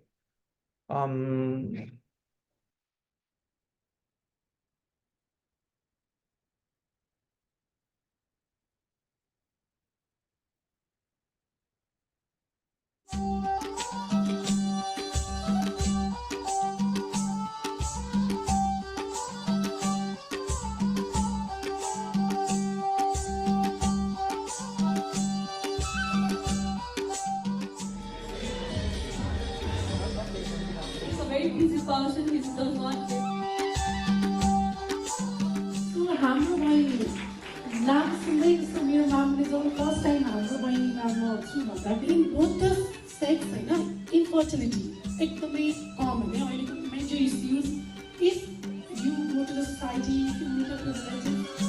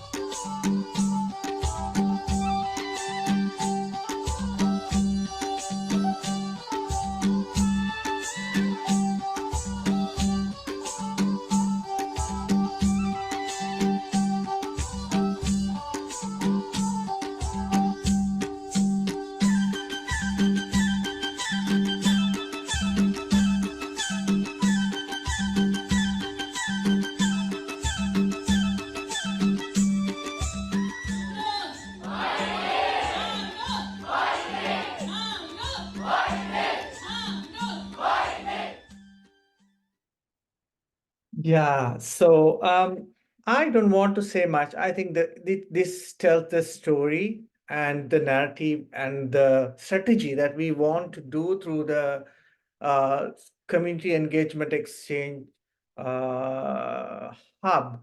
Uh, we want to launch a similar initiative, or rather a movement in our region. So that is why we are here. So we know the issues, why the issues are, what these issues are, what the solutions are, and what role the youth can play and adolescents can play. And we want to create this as a platform where we can have a core group of youth, adolescents, as you saw in the video, and then empower them with the skill set, tools, and then they go out and spread the message like white wildfire and make change in young people's lives. So that's very simple strategy that we want to do. And I think we can use this platform to create a movement around that. And I'm very happy that many stakeholders in the ecosystem are here, including the World Health Organization, UNFPA, family planning associations of our countries, and academia, universities, government organizations, and of course the community engagement exchange program, who has been behind the scene and motivating this whole hub. So with this support, I think we will be able to be very optimistic, and we can uh, replicate this in many other parts of our region. Over to you, Prakriti. Thank you, Noble, and thank you for sharing the video of Hamra Bahini. So to all the participants who are not aware what is this is a Nepali term. That means our young sister. In this process, we select medical students who are in a medical school and train them about the sexual reproductive health and rights by 7 weeks of training. And after they get the training, they are named as Hamrabani champions, and they go to the community, do the community interventions nearby to their medical school. So that will, give us enough knowledge to and customize enough resources in all across the country. And then Noble was the mentor for this project, which is a part of Community Engagement Exchange project as well, and is a starting story how this we expanded it into a SRHR South and Central Asia Innovation Hub as well. We do have very proactive members for this. Thank you everyone for his role. Connecting this, Noble, you just gave me a right point to go to Dr. Beena. While doing the advocacy of Hamrabaini as well, through the different champions, we've been to different community schools, and I do vividly remember, hi, Dr. Beena, if you are there, we do remember Yes, yeah. there was a 14 years old boy asking us a question which was very difficult us to answer, bridging between the scientific truth and the cultural norms that is being followed in terms of menstruation. So how to address those kind of critical situation which is scientifically different, but which are not allowed to answer properly culturally during this kind of community intervention, and also during emergencies as well. So if you have any perspective towards that. Yeah, the thing is like now the adolescent boys and all, they understand the situation of menstrual health and all, and still they cannot break this barrier. So those are the critical area where we really want to have a parents orientation also, awareness program among the parents also. It's not an easy task to in a one day or within a month we will bring a change in the community. We cannot do that because it's been since long. So yes, we have to ensure that they are safe. Even if they have some kind of a separately keeping they'll get a good food, and those kind of things that the 15 years boy can do. They can care after their mother, their sisters, youngsters, like they can be the support system for their mothers and all. So that time they need to ensure that their mothers or the sister who is having a menstruation is kept safe, kept in a safe place, and they are getting a proper food, water, and proper proper place to have a hygienic way of managing the menstruation. So those are the area. And here I like to connect Prakriti is the thing is like in the previous I didn't mention it like another critical area is the people with the disability, young and adolescent with the disability, and also the transgender community, which is really in a vulnerable group who can be get bullied during this and exploited during this humanitarian crisis situation. And that is also the area where we really need to think very critically, manage it in a proper way so that they will all have a safe space for each and everyone. So the like when we are talking about the menstruation in a young and adolescent, we have to think from the disability angle also, think from the transgender perspective also. So yes, we cannot bring the change at once. Slowly, we will be developing a good community, good safe community for every individuals. Here, not only one, all individuals needs to play their own role from their own side. Over to you, Thank you, Prakriti. Dr. Beena. Yeah, I just want to add a follow-up question to that. Uh, from your knowledge and perspective, are there any innovative approaches or technologies are being used in Nepal to improve the access and education in this field? Because it's still cultural taboos, and then there are already good practices. Yes, there are many practices. I mean, the many in models we are big implementing, like a peer educator, developing a peer educator from the same community, transgender as a peer educator, people from disability as a peer educator. We are designing the program which involves the SRHR of not only the people with disability but their family also. And also we are making a WhatsApp group. We have a youth subcommittee committee in our working districts. We give them CSC training, and then they get mobilized into the in a school, out of school. They are giving a Fridays classes voluntarily. They are mobilizing themselves. So youth is the very much our the strength, our asset to bring the change, positive change in the community. So there are many approaches like those who can be reachable by the Facebook or the WhatsApp. There is a apps also, menstrual health apps. So many things we have been practicing, but those are limited to the some areas.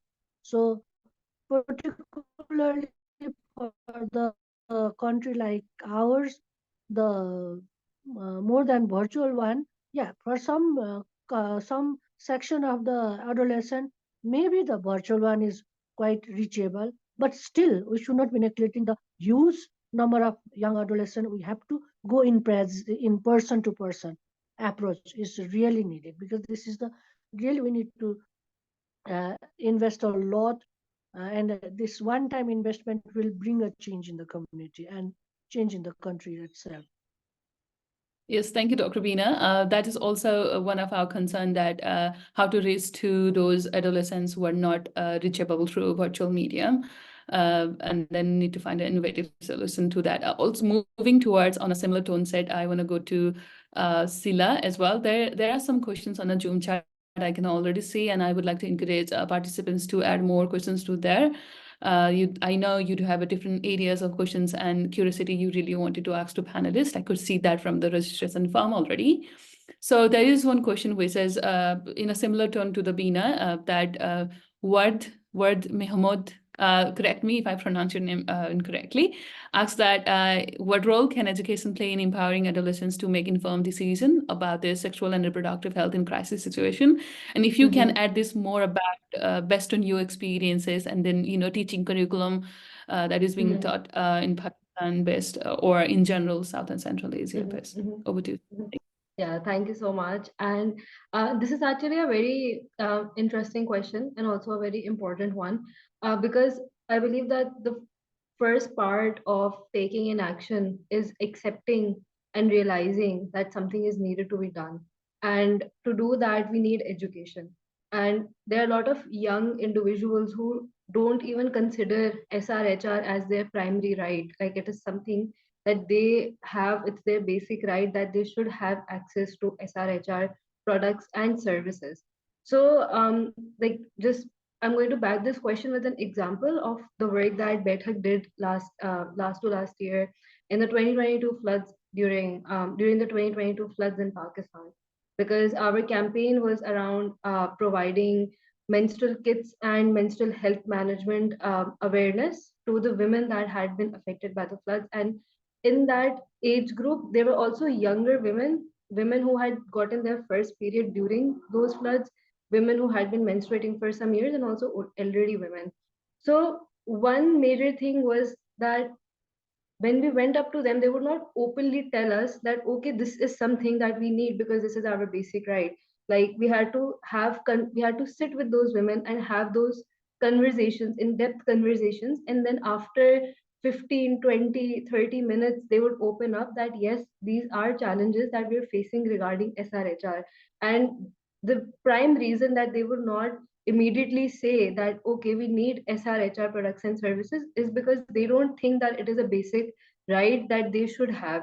And specifically the younger generation, because this entire conversation is so absent from the curriculums and the social spaces and educational spaces, that the youth doesn't even think that this is something that they need. So therefore they don't advocate for it. Like during times of crisis, if you consider SRHR as a prime basic right, therefore you will advocate for it. But because there is not enough awareness and education for especially the adolescent group to even consider that this as something important, they don't advocate for it. But um, during the floods, what Bethak, like during in our work, what we witnessed was that when we started giving these MHM talks and we started to talk with the younger girls, they actually became advocates in those very camps. Then they were like, okay, we will teach other women how to use pads, we will teach other women how to dispose them, because now we know. So that education that we were giving, that made such a huge impact, and that, you know, started that chain of reaction within that setting. So education definitely plays a huge role in not only empowering but also in you know, be it ASRHR or like elderly women or prepubescent women even, to start advocating for it. The first step is to be aware about it and to be empowered enough to say that this is my basic right and I should have access to these products and services. Yes, over to you, Prakriti.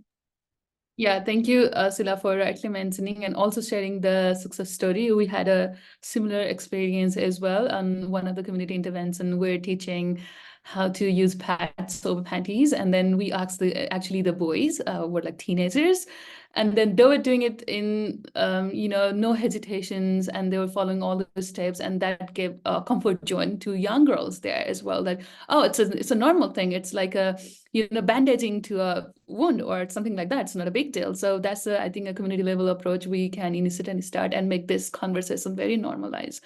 Thank you for sharing your part of story as well. So I want to go to the next question to Novel.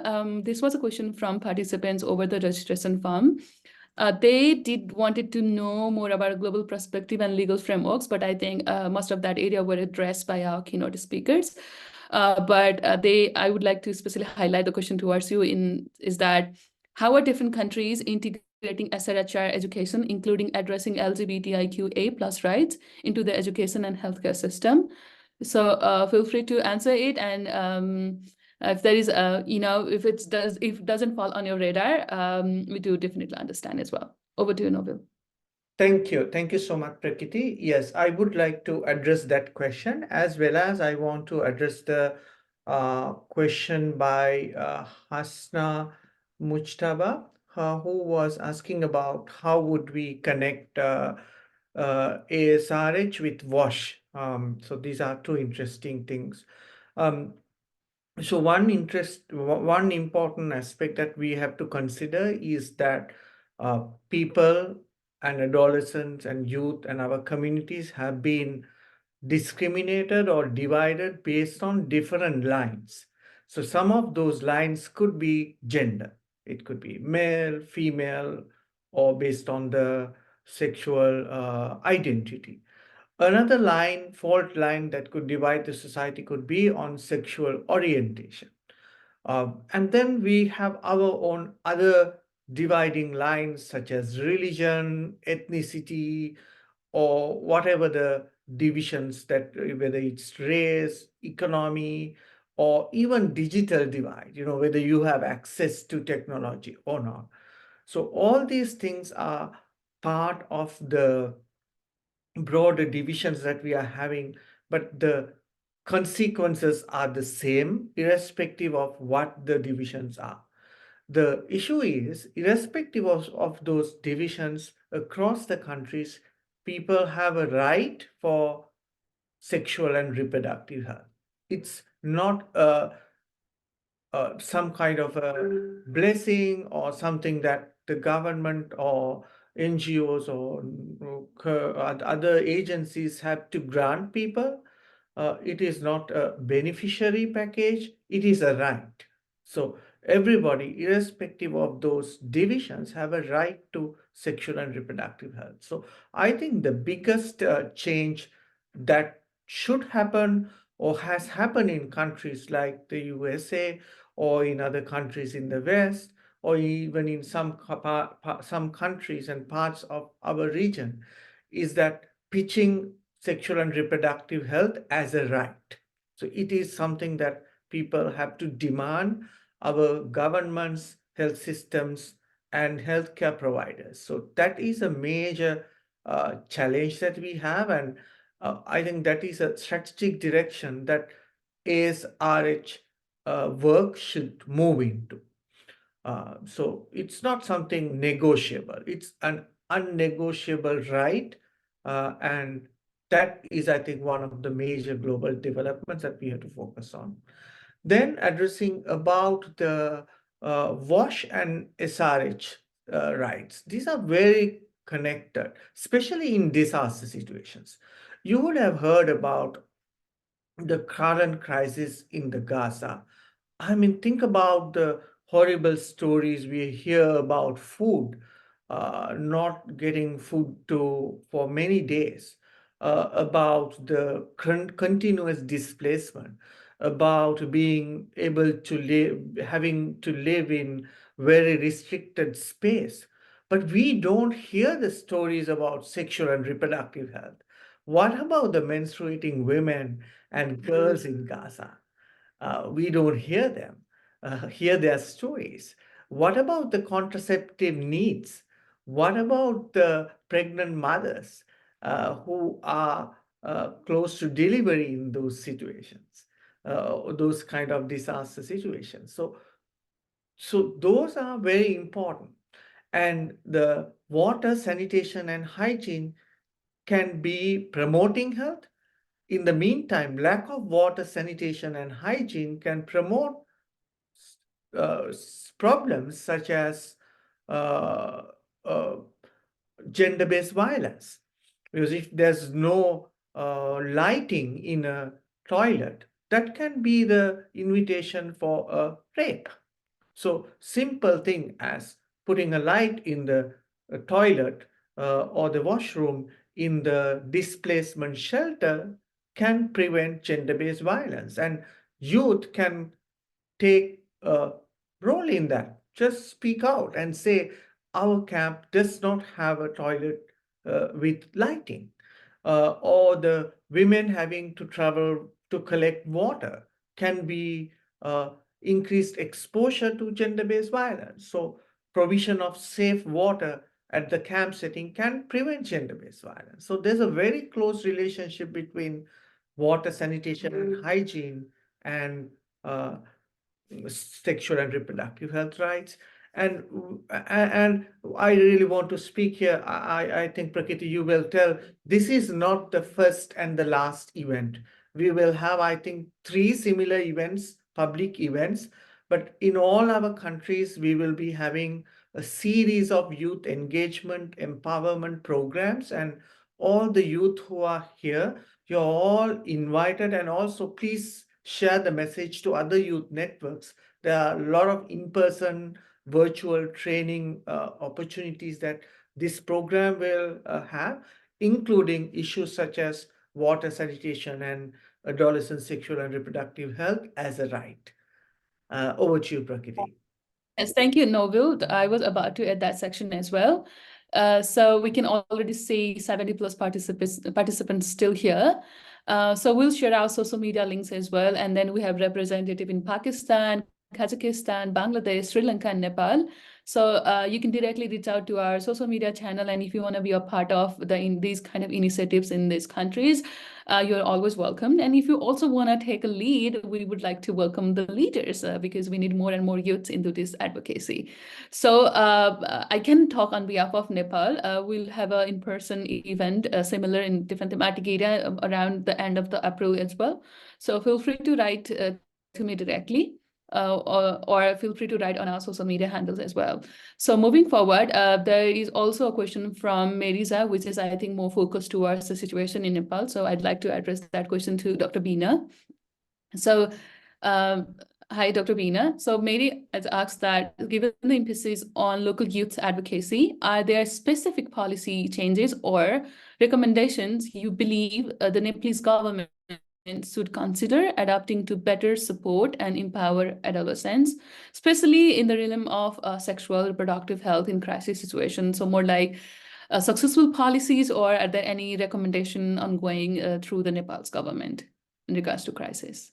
Dr. Beena, over to you. Well, from the policy perspective, I think we are the very much pretty good country where we have a really good progressive policies in our hand.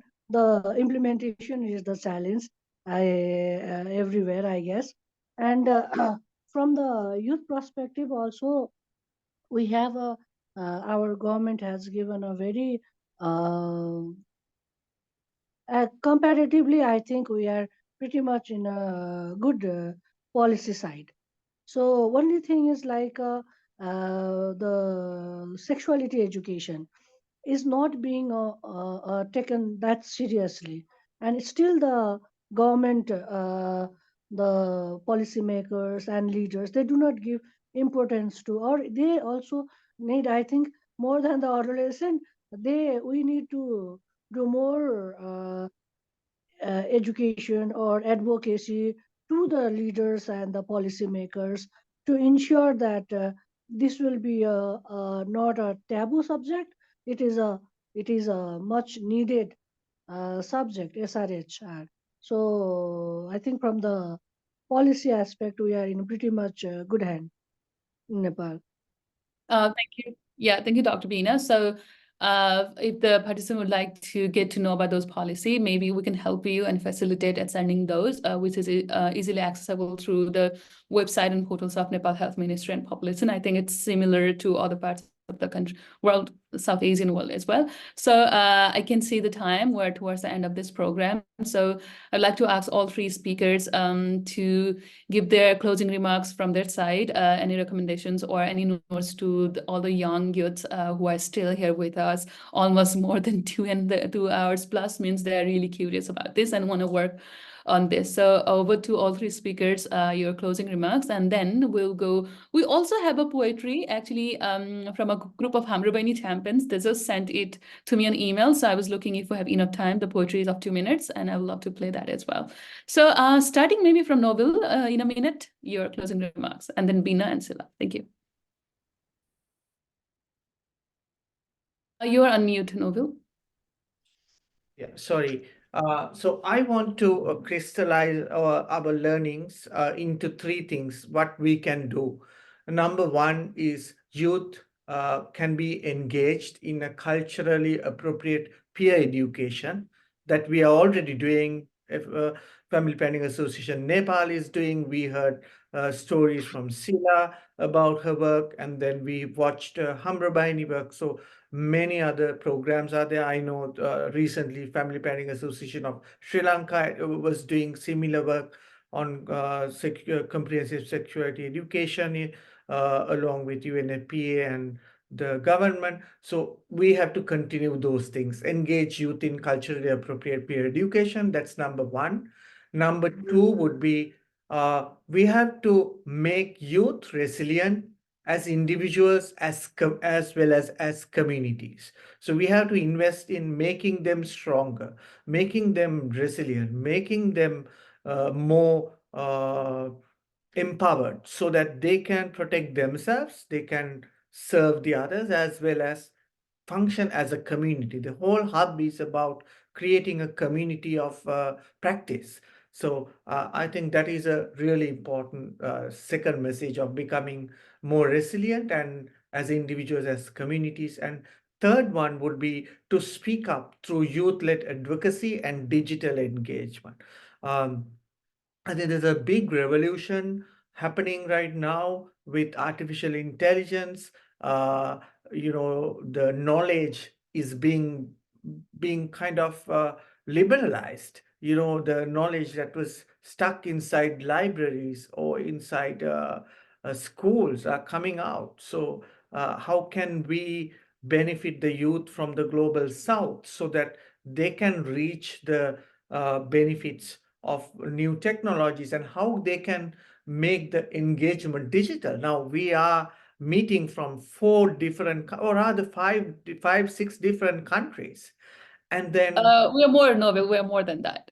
more than We have a participant from Egypt. I think like somewhere in the African other countries as well. So I need to still count it. Maybe 7, 8 plus countries here. So Okay. just imagine 7 or 8 country conference for 100 participants would not have been possible if we didn't have digital engagement. So now youth can be, have more opportunities. We have a lot of benefits from technology. So there's more space for youth to speak up through youth-led advocacy and digital engagement. But the issue is only a very limited number of youth and adolescents have access to those technologies, but they can easily be made available. We have mobile phones, but do we use mobile phones as youth to advocacy? That is a question. So these are some things. So in summary, engage in culturally appropriate peer education, become resilient as individuals and communities, and speak up through youth-led advocacy and digital engagement. Those would be my key messages to Yeah, take thank you. home. Thank you, Dr. Noble. I was almost about to say that, timer, but you made it within the time frame. Thank you. Over to you, Sila. Your closing remarks within a minute. Okay. Yeah, I think I'm just gonna second everything that Mr. Noel said, especially regarding youth building that resilience, because at this point we have to demand for SRHR as our right. Like no one else is going to do it for us. We have to occupy those spaces. We have to make space for ourselves. We have to be resilient and ask for our rights. So that's my takeaway. Thank you, Sila. Dr. Veena, over to you.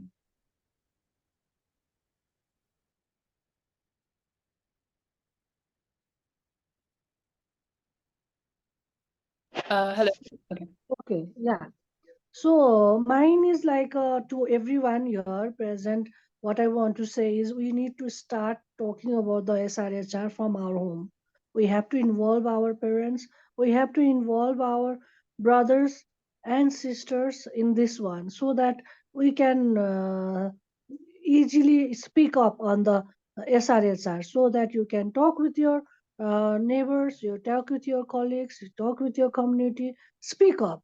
Don't just keep the knowledge or the information that you gain only up to you. Let's spread the information somehow, make it like one of our colleagues said, from the storytelling. Sometimes we can have a perspective, we can start the conversation from the perspective of other people's perspective also. So let's start conversation around the SRHR within the home from through our brothers, because male engagement is very necessary. Let's even those males who participants are here, talk about your sister's problems, anything, just start speaking about this. So that is the only thing I want to request everyone. Let's talk about the SRHR from our home. Thank you. Thank you, Dr. Veena. And then I will like to use the phrase from one of our keynote speakers, Sadie, like leaving no one behind on agenda for advocacy should be the mantra for all of us to start talking from outside. Thank you all amazing panelists for your valuable time, insights, and your continuous dedication to our sexual reproductive health and rights in disaster in different contexts. So on upcoming quarterly events, we will talk about in climate change, in mental health, in so many areas, or in different things. So for that, we'll be sharing shortly our social media handles QR code as well. And as I promised earlier, we're on a time. So if you still want to stay here, I can create a breakout rooms and where all of you can talk, interact within yourselves, share your LinkedIn account or anything. And then also, there's also a WhatsApp group chat we just created to share the quarterly event updates. We know that the WhatsApp group chat, you have a full freedom to join it by yourself on your discrete. And then we'll keep on sharing our information details. And if you have anything that you also want to address or share, or if you think there are any recommendations for the other speakers you would like to recommend for other quarterly event, feel free to share that. Having said that, I have a poem I received from our participants. I think it's a very short poem, and I would like to play that poem here.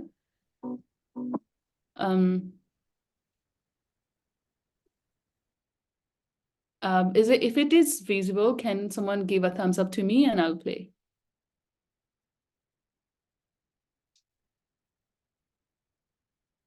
Okay. In tremors dance a world upheaved, styling plea for the right concept. Amidst the quack of fragile plea, the need echoes, let's all be go. Bound by cues, the voices rise, seeking right beneath the fractured skies. Health and choice goes hand on hand, even in the fiascos, let the freedom stand.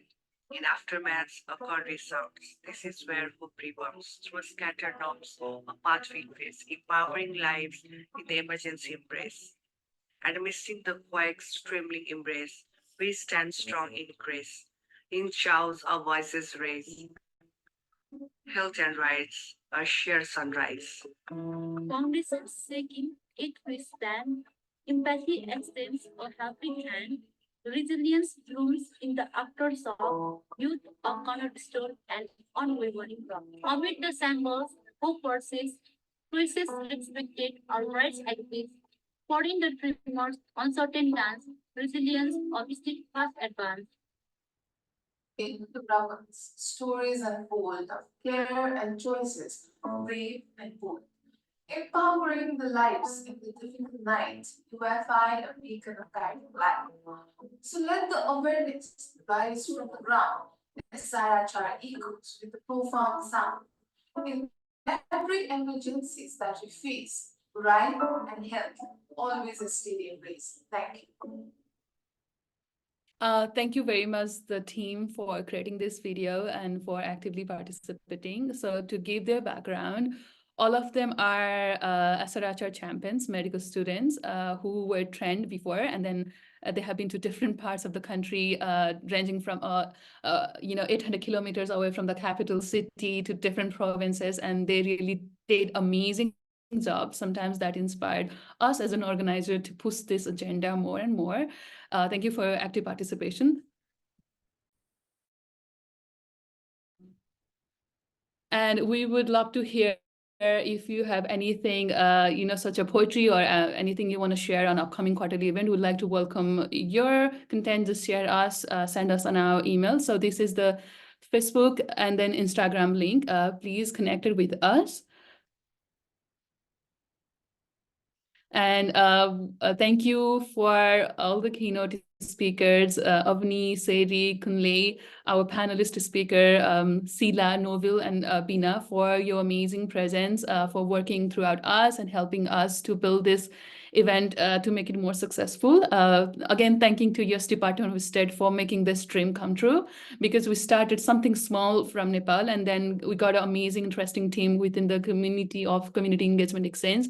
Now we're a team of 9 members, and then now we're going to South and Central Asia. Who knows, with this continuous work and dedication with this team of more than hundreds attended today, we can take this agenda more globally with the presence of all the amazing experts as well. So feel free to connect with us with Facebook and Instagram. And I have also sent in the group chat feedback link, which is also on the screen. Please scan it and then write the feedback for us, because our right feedback and then also good commitments will help us to improve and to feel confidence about our upcoming events as well. So please, it is very essential for us to get feedback from all of you. So I'll leave it for a few minutes for feedback and for you all to get connected with us in social media. For now, it's 7:20 p.m. right at the time. So I would like to officially close this first quarterly event. Thank you everyone for your active participation, for making this such a successful event. We'll come ahead in a couple of months with a different thematic area focusing on SRHR for second quarterly event. And also we will welcome you on any of the local regional events we'll be doing. I think something is happening soon in Sri Lanka within January, February. Something is happening in March in Pakistan. I think a conversation is around in Kazakhstan to do a local event in April. I think similar time in Nepal. So things are happening around in context of SRHR. So we will welcome expertise, mentorship, participation, guidance, all kind of support in all ways possible. So give me a thumbs up or a heart reaction if you are still up to our breakout rooms. Our technical team will help you to create a breakout room. Thank you, Dr. Veena, for your presence. So I would like to say we are officially done with the first quarterly event. Thank you, all of you. Now we can create a breakout room for a couple of minutes for all of our participants. And I'll ask the technical team to stop recording with the thank you note to the technical team as well. To all of our founders and members and from the team of IDEX as well. Thank you.